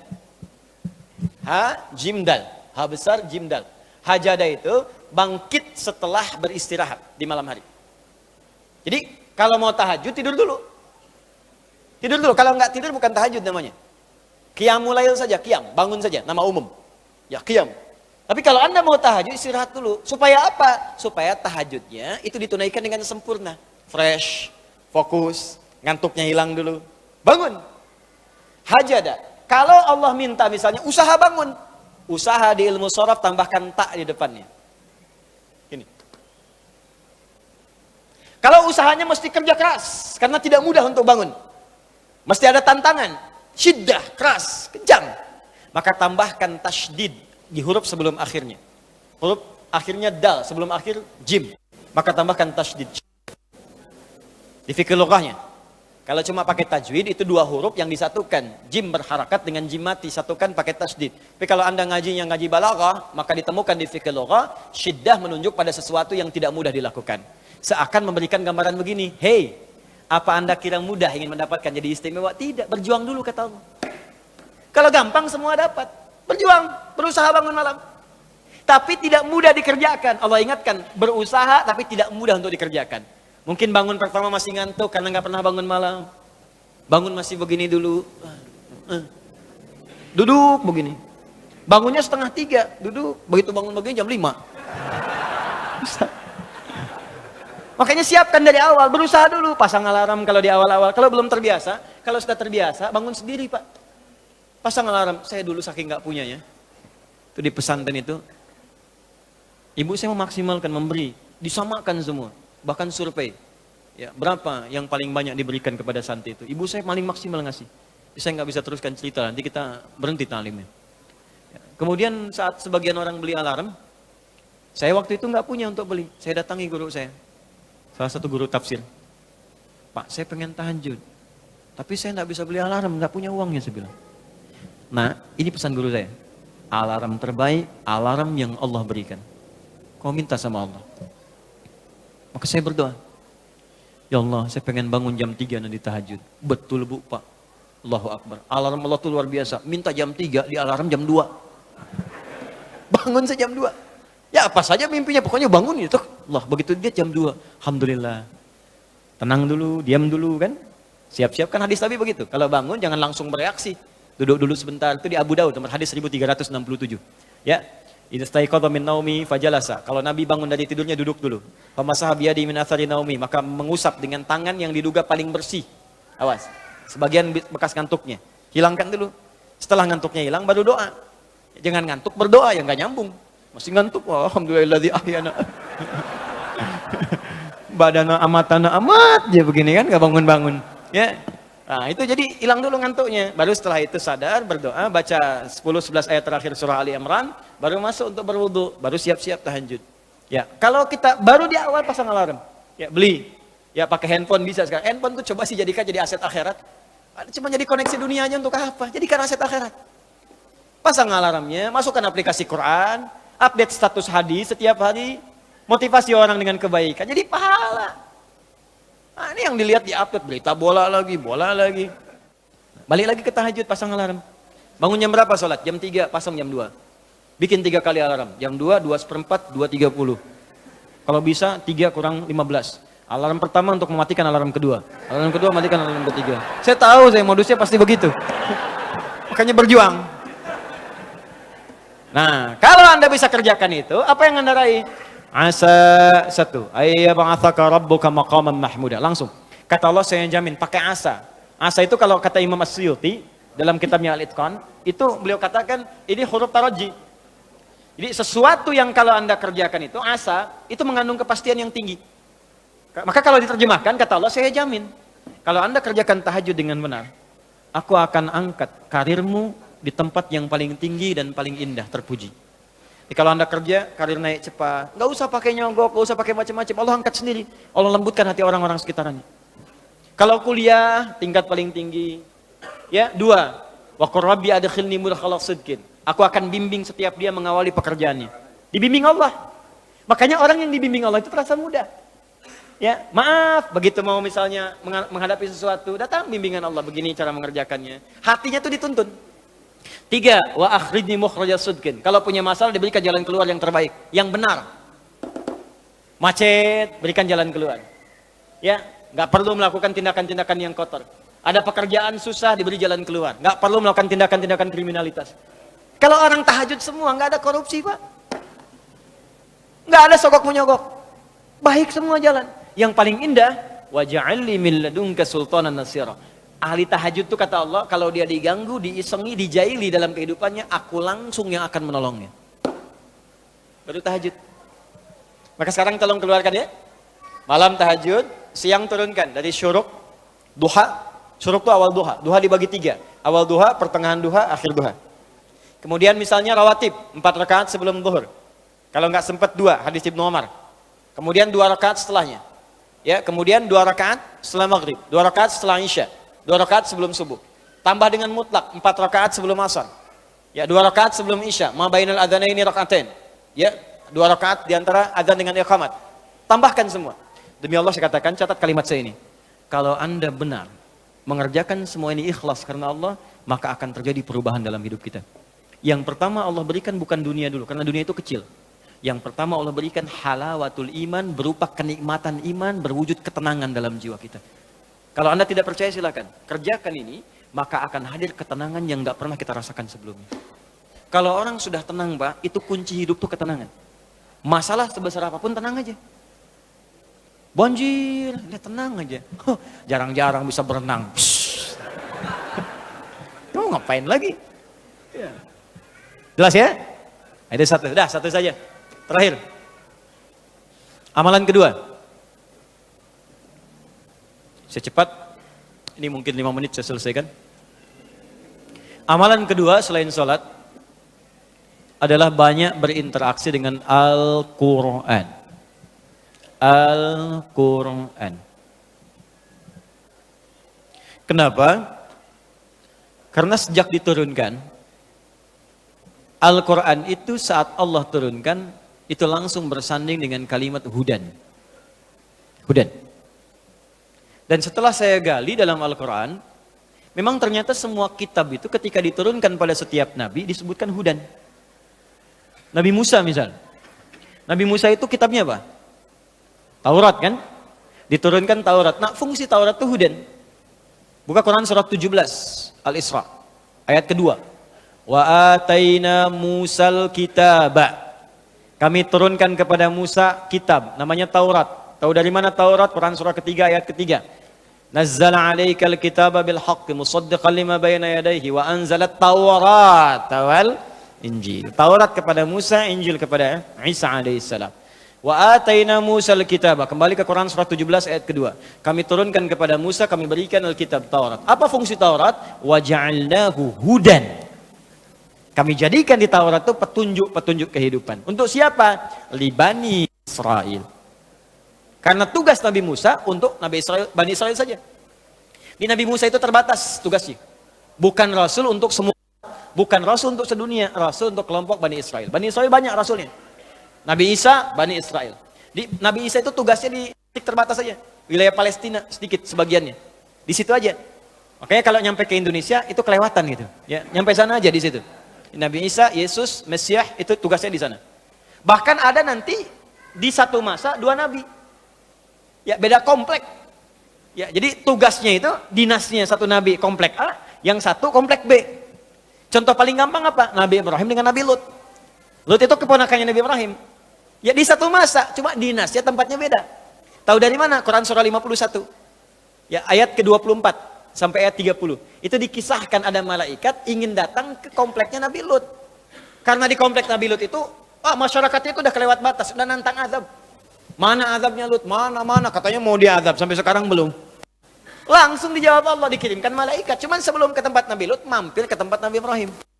Ini ada amalan. Saya lompat sedikit ya. Amalannya penting nih. Kalau Anda bisa kerjakan, Anda dapat. Lihat sini, ini rahasia. Kita saja nih. Quran surah 51 ayat 24. Paling kanan sebelah bawah. Kedengaran suara saya? Tidak, kok bisa?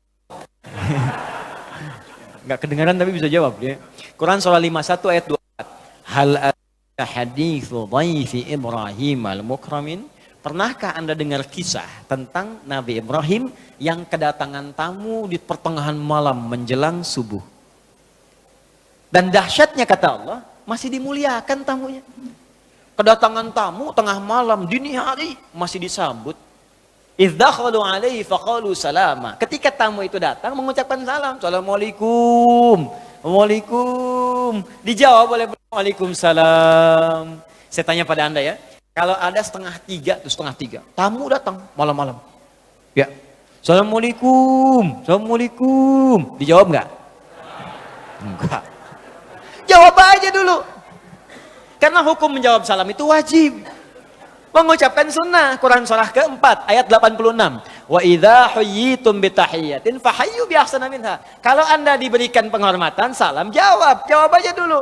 Assalamualaikum. Waalaikumsalam. Assalamualaikum. Waalaikumsalam warahmatullahi. Assalamualaikum. Waalaikumsalam warahmatullahi wabarakatuh. Buka dong. Enggak. Jawab aja dulu.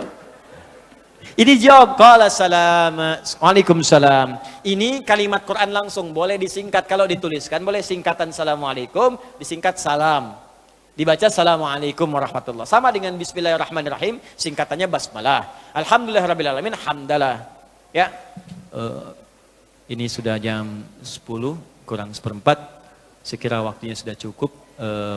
Saya mohon maaf ya, kita akhiri saja dengan hamdalah. Hamdalah. Oh tidak. Contoh, ini bukan mau mengakhiri, contoh. Hamdalah, alhamdulillahirabbil alamin. Takbir Allahu Akbar. Kita masih ada waktu, masih bukan. Ini contoh, ya. Sama salam itu singkatan dari assalamualaikum. Ada singkatan, ada, ya. Nah, maka apa yang terjadi? Saya cepat saja. Itu masih disambut oleh Nabi Ibrahim. Kemudian faragha ila ahli. Beliau datang ke istrinya, Sayyidah Sarah waktu itu. Masih nanya, "Mah, ada menu terbaik apa? Tamu istimewa nih malam-malam." Qaumun munkarun. Oh, ini bukan orang sini, orang jauh. Kalau orang jauh jangan banyak ditanya. Dimudahkan oleh Mas duduk. Datang ke menu terbaik apa? Enggak ada. Pak, ini enggak ada stoknya. Bahasa kita. Kata Nabi Ibrahim, kita lihatlah ke belakang. Ditemukanlah anak sapi punya beliau itu, lembu. Itu masih nyembelih dulu. Faja'a bi'idlin samin. Disembelih bikin gulai malam-malam, dihidangkan. Muncul persoalan. Begitu dihidangkan faqarabahu ilaihim qala la ta'kulun. Setelah dihidangkan Nabi Ibrahim ikut duduk, tapi makanan enggak disentuh. Dilihat aja begini. Diamati oleh Nabi Ibrahim, sudah enggak disentuh, ngelihat kaki ke bawah, kakinya enggak nempel ke lantai. Komplit itu mah. Baju putih, rambut panjang. Malam-malam lebih daripada 3, 5, 7. Duduk di situ, kaki nggak napak ke lantai. Kalau Anda dalam posisi itu, pertanyaan saya, apa deh yang Anda lakukan pada waktu itu? Pingsan. Sudah nggak ada kesempatan lari, Bu. Ya, jadi rasa takut yang tidak memungkinkan kita untuk mengelak disebut aujas namanya. Maka redaksi Qurannya, fa'aujasa minhum khifah. Maka takutnya udah nggak bisa ngelak. Di situ aja. Apa jawabnya? Qalu la takhaf wa basyaruhu bighulamin alim. Ini rahasianya. Ternyata itu malaikat yang sedang menyamar. Menjadi laki-laki datang bertamu. Mereka berkata, "Kamu jangan takut. Kami malaikat yang ditugaskan oleh Allah untuk bertamu mampir ke sini sebelum datang ke Nabi Lut." Bayangkan, orang mampir aja dijamu oleh Nabi Ibrahim, diservis oleh beliau dengan servis yang tidak biasa. Salam dijawab, datang disempurnakan, diberikan segala hal yang nikmat. Apa balasan Allah? Karena beliau mengerjakan yang tidak biasa, maka Allah memberikan balasan yang tidak biasa. Wa basyaruhu bighulamin alim. Maka istrinya Sayyidah Sarah yang divonis secara medis dan klinis mandul, tak mungkin punya keturunan, diberikan kabar pada saat itu. Kamu akan punya keturunan. Dibalas. Sudah monofos? Gak mungkin punya keturunan? Ada faktor lain secara klinis? Gak mungkin. Maka turun jawaban Allah. Ketika Anda mengerjakan amalan yang tidak biasa, maka Allah pun memberikan jawaban yang bahkan mustahil menurut kebanyakan orang. Itu rumus Quran. Jadi rumusnya begini, kalau Anda sedang punya persoalan yang berat, yang tidak biasa bagi sebagian orang, maka cari amalan-amalan yang tak biasa. Orang tidur malam Anda bangun. Orang makan Anda puasa. Orang baca Quran 1 halaman Anda 1 juz, kejar. Dan niatkan untuk memohon kepada Allah solusi dari setiap persoalan yang Anda alami. Itu yang dimaksud di Quran surah kelima ayat 35. Itu yang dimaksud tawassul dengan amalan. Ya ayyuhalladzina amanu taqullaha wabtaghu ilaihil wasilah. Cari wasilah. Ya. Nah, apa gambarannya di sini? Yang mau saya katakan, kembali teman-teman sekalian, setiap nabi dapat kitab. Setiap kitab itu hudan. Beruntungnya kita, hudan yang diberikan kepada nabi kita yang paling istimewa. Nabi Muhammad sallallahu alaihi wasallam, namanya Al-Quran, dan ketika diturunkan disebut hudan. Buka Quran surah kedua ayat 185.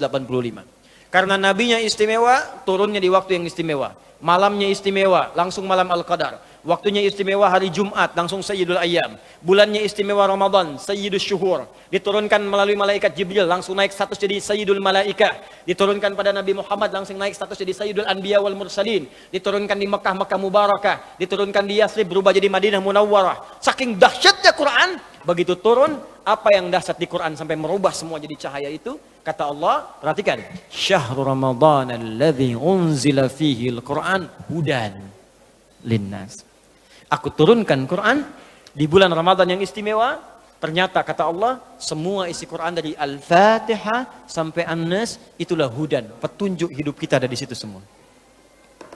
Jadi, kalau Anda ingin bahagia, ada di Quran caranya. Anda punya masalah apapun, solusinya ada di Quran.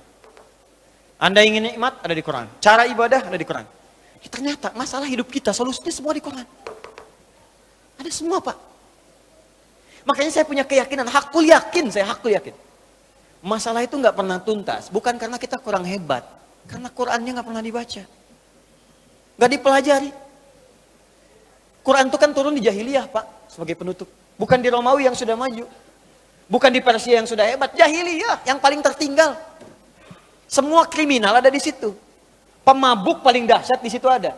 Orang jahiliyah, ini info aja ya. Orang jahiliyah, pemabuk pemula itu 5 kali mabuknya sehari. Pezina nggak usah ditanya. Preman komplit. Cari begal, sekampung ada semua. Tukang begal semua. Pembunuh ada. Di sini mati, sana mesti tewas. Ada semua di situ. Titik nadir yang paling tinggi, makanya disebut jahiliyah. Jahil itu untuk orangnya, jahlun sifatnya, pakai tak gabungan. Jahiliyah. Jadi kalau Anda nyari sifat buruk ada di situ semua. Orangnya kumpul di situ. Ada semua. Dan Quran turun di situ. Tapi apa yang terjadi? Begitu Quran turun, diajarkan oleh Nabi, diikuti oleh mereka. Keluar dari jahiliyah menjadi khairu ummah. Kalau Anda cari orang paling jujur pada masa itu, adanya di situ. Cari orang paling sabar, ada di situ. Cari orang paling dermawan, ada di situ. Cari orang paling hebat, ada di situ. Disaksikan, langsung turun persaksian dari Allah. Turun Quran surah ketiga ayat 110. Paling kiri sebelah atas di mushaf. Kuntum khairu ummah, ukhrijat linnas. Kalian umat terbaik. Bayangkan dari jahiliyah berubah jadi khair ummah. Yang tadinya banyak kekacauan di rumah tangga jadi paling harmonis. Tadinya banyak kacau Pak rumah tangga itu. Jahiliyah itu kalau bosan suami istri malam, itu besoknya bisa tukeran. Aku bosan sama kamu, aku juga. Udah tukeran. Sama tetangganya tukeran besoknya. Bisa begitu ya. Mabuk udah keseharian. Kalau nggak mabuk gak keren jahiliyah. Mencuri, udah profesi itu. Ya, macam-macam berubah seketika. Dia khair ummah. Karena apa? Quran. Rumah tangga kacau, dirubah jadi bagus. Ali bin Abi Thalib itu, dengan Sayyidah Fatimah radhiyallahu ta'ala anhuma jami'an. Itu indahnya luar biasa. Hartanya terbatas, tapi kebahagiaannya itu unlimited. Tanpa batas. Sampai sekarang, baju yang dikenakan Sayyidah Fatimah masih terabadikan. Kalau Anda ada waktu, main ke Topkapi di Istanbul. Kalau ada waktu ya dan biaya. Lampu merah sonoan dikit tuh. Main. Itu Anda masuk gerbang, masuk, security check-in, metal detector, masuk, lewat kanan dulu, keluar, langsung kiri, lurus. Ambil jalur sebelah kiri. Lurus sebelah kiri, itu museum yang Turki Utsmani dulu, di belakangnya dikit, langsung museum untuk periode Nabi dan sahabat. Begitu Anda masuk, teman-teman sekalian, masuk dari pintu yang sebelah ujung, karena ditukar, biasanya masuk depan, keluar belakang, itu dari belakang masuk depan. Jadi begitu Anda masuk depan, belok ke kiri, langsung lihat ke sebelah kanan. Di situ ada ruang kaca dipajang, baju yang dikenakan Sayyidah Fatimah. Diawetkan sampai sekarang 15 abad masih ada. Padahal hidupnya begitu sederhana, tapi kesederhanaan itu tidak menghalangi keduanya untuk bahagia. Indah. Ternyata bahagia itu tidak cukup dengan minum kopi. Tidak cukup dengan minum teh. Bahagia itu ketika Anda bertakwa di hadapan Allah Subhanahu wa taala. Itu poinnya. Catat. bikin status. Ini semua ada di Quran. Nih saya baca cepat ya, gak usah dicatat. Saya baca cepat, dengarkan aja. Kalau mau nyatat nanti lihat rekaman. Ya, di YouTube nanti lihat, ada ayat official. Nanti Anda buka lagi satu-satu, Anda lihat tuh. Ya, kuota cukupkan dulu. Ya. Lihat sini. Bahkan sebelum kita keluar dari rahim ibunda kita, sudah ada petunjuk. Ibu yang sedang mengandung ada petunjuknya. Kalau ingin mengetahui dan berdoa tentang kondisi janin, ada kondisi disebutkan di Quran surah ke-22 ayat ke-5. Doanya diatur di Quran surah ke-7 ayat 189. Minta sama Allah supaya bayi yang lahir soleh. Kemudian ketika lahir, tugas apa yang pertama dilakukan oleh seorang ibu dan ayah? Maka Allah turunkan Quran surah kedua ayat 233. Paling kanan sebelah bawah. Ibu fokus berikan ASI kalau mau sempurna 2 tahun. Suami kerjakan ini. Itu sudah diatur. Begitu 2 tahun, pendidikan apa yang pertama diberikan kepada anak supaya taat kepada Allah, gampang dekat dengan orang tua dan dengan lingkungan baik. Turun Quran surah 31 ayat 13 sampai dengan 19. Begitu dia beranjak kemudian sampai titik dia mau menjelang baliknya dan dia mau sekolah dengan yang formal, maka turun ketentuan lagi. Ini ajarkan ini doanya, ini caranya supaya dia paham dalam pelajaran. Turun Quran surah 9 ayat 122. Dia boleh dapat ilmu tapi iman juga harus kuat. Turun Quran surah 58 ayat ke-11. Caranya Quran surah 96 ayat 1 sampai dengan ayat 5-nya. Tingkatkan takwanya supaya ilmunya juga dapat. Turun Quran surah kedua akhir ayat 282. Lalu dirinci amalan-amalannya sampai dimudahkan oleh Allah. Kalau dia bahkan menghafal Quran pun diringankan oleh Allah cara menghafalnya. Turun Quran surah ke-75 ayat 16 sampai dengan 18-nya. Kemudian naik lagi. Ada dia semakin naik, semakin tinggi, mungkin dia mulai merantau. Ya, sekolah di kampusnya bukan di tempat dia. Pergi ke Jakarta, pergi ke Eropa, pergi kemana-mana. Kata Allah, kalau kamu pindah kemanapun, pasti akan dapatkan kultur yang berbeda. Masyarakat yang tidak sama. Jaga takwamu begini caranya. Turunkan Quran surah 49 ayat 13. Kadang-kadang ketemu jodohnya. Saat ketemu jodoh, kamu ta'aruf jangan lama-lama. Siapkan lamaranmu, carikan kemudian maharnya, dapatkan yang terbaik. Quran surah keempat ayat keempat. Lakukan pernikahan, Quran surah ke-30 ayat 21. Saat mau nikah pun diberikan pelajaran. Kalau jadi suami, ini tugas kamu di awal. Istri tugasnya ini. Kalau nanti ada masalah, ini masalahnya. Dirinci oleh Quran. Dari mulai masalah salah komunikasi yang tidak sempurna, sampai persoalan yang sulit diselesaikan, begini caranya. Turun Quran surah keempat ayat 34 sampai 35. Bahkan dalam kondisi pun pecah, nggak bisa diselesaikan berdua, ini cara mencari orang bijak untuk menyelesaikan masalah di rumah tangga. Tadi surah 4 ayat ke-35-nya.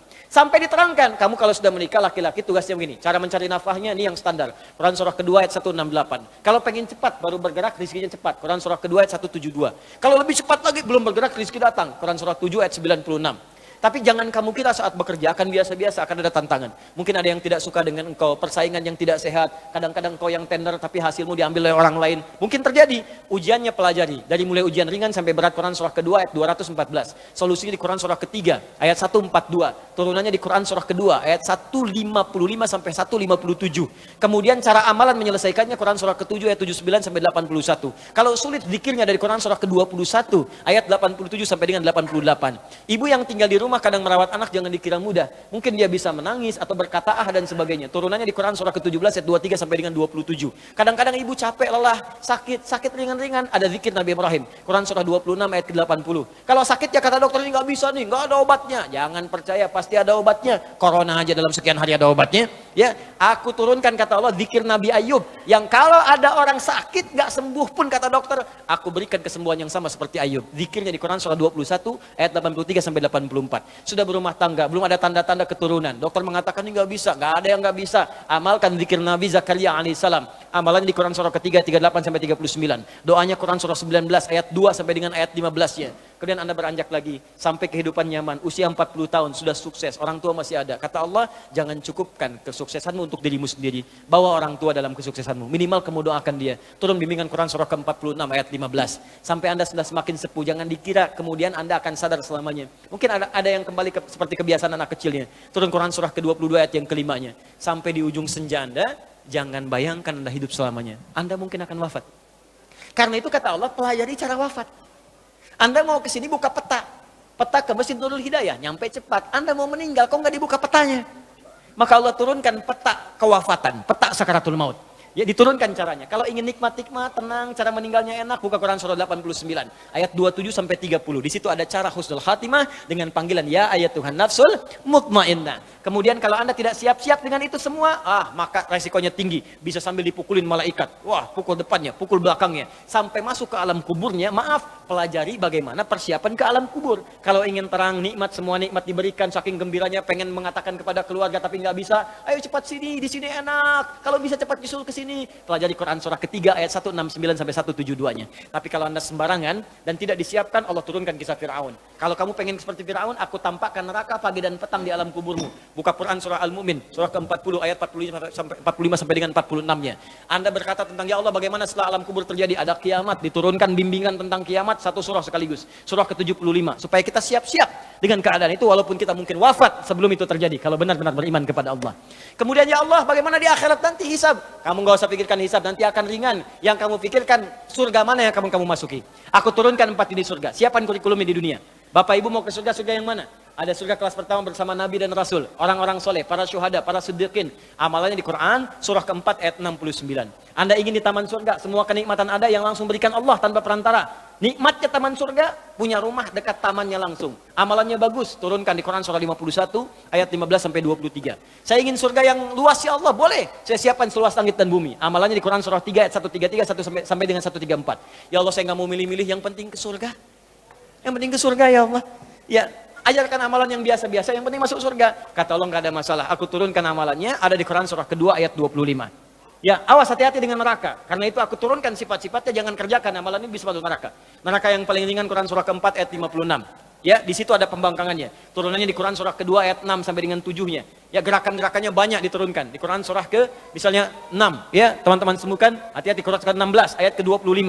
Quran surah kedua ayat 6 sampai dengan 7-nya. Turunan-turunannya muncul lagi menjadi munafik. Quran surah keempat ayat 140-nya. Hati-hati, kalau Anda lakukan itu masuk neraka jahanam. Ada semua. Apa yang enggak ada?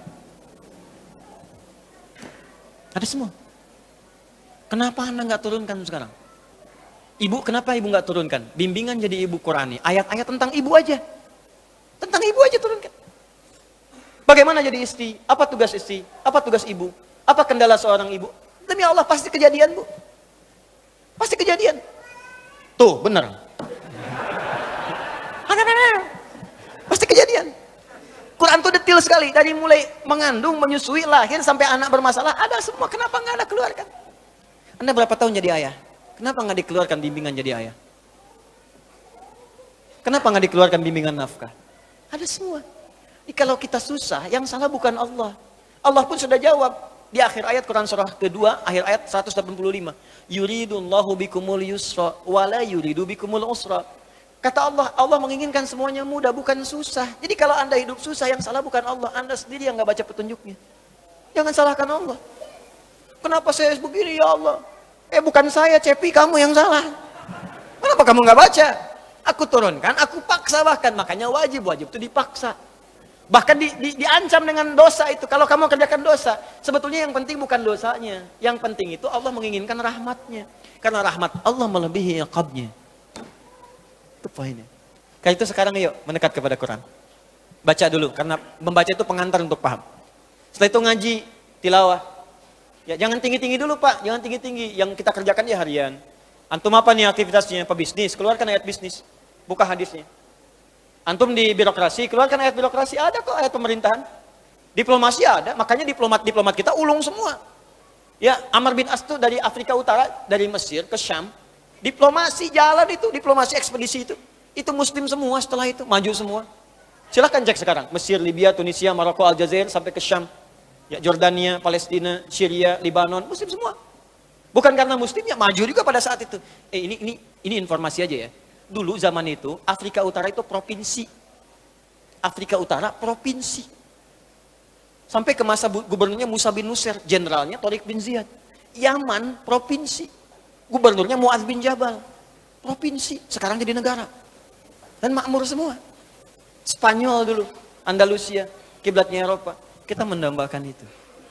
Dan kita itu muslim paling besar di dunia. Tapi mana isi Qurannya? Dan itu disupport oleh undang-undang kita juga. Itu bahkan negara pun undang-undangnya mensupport kita. Supaya kita soleh. Coba buka pasal 29 ayat 2. Ayo ngajinya, pakai undang-undangnya.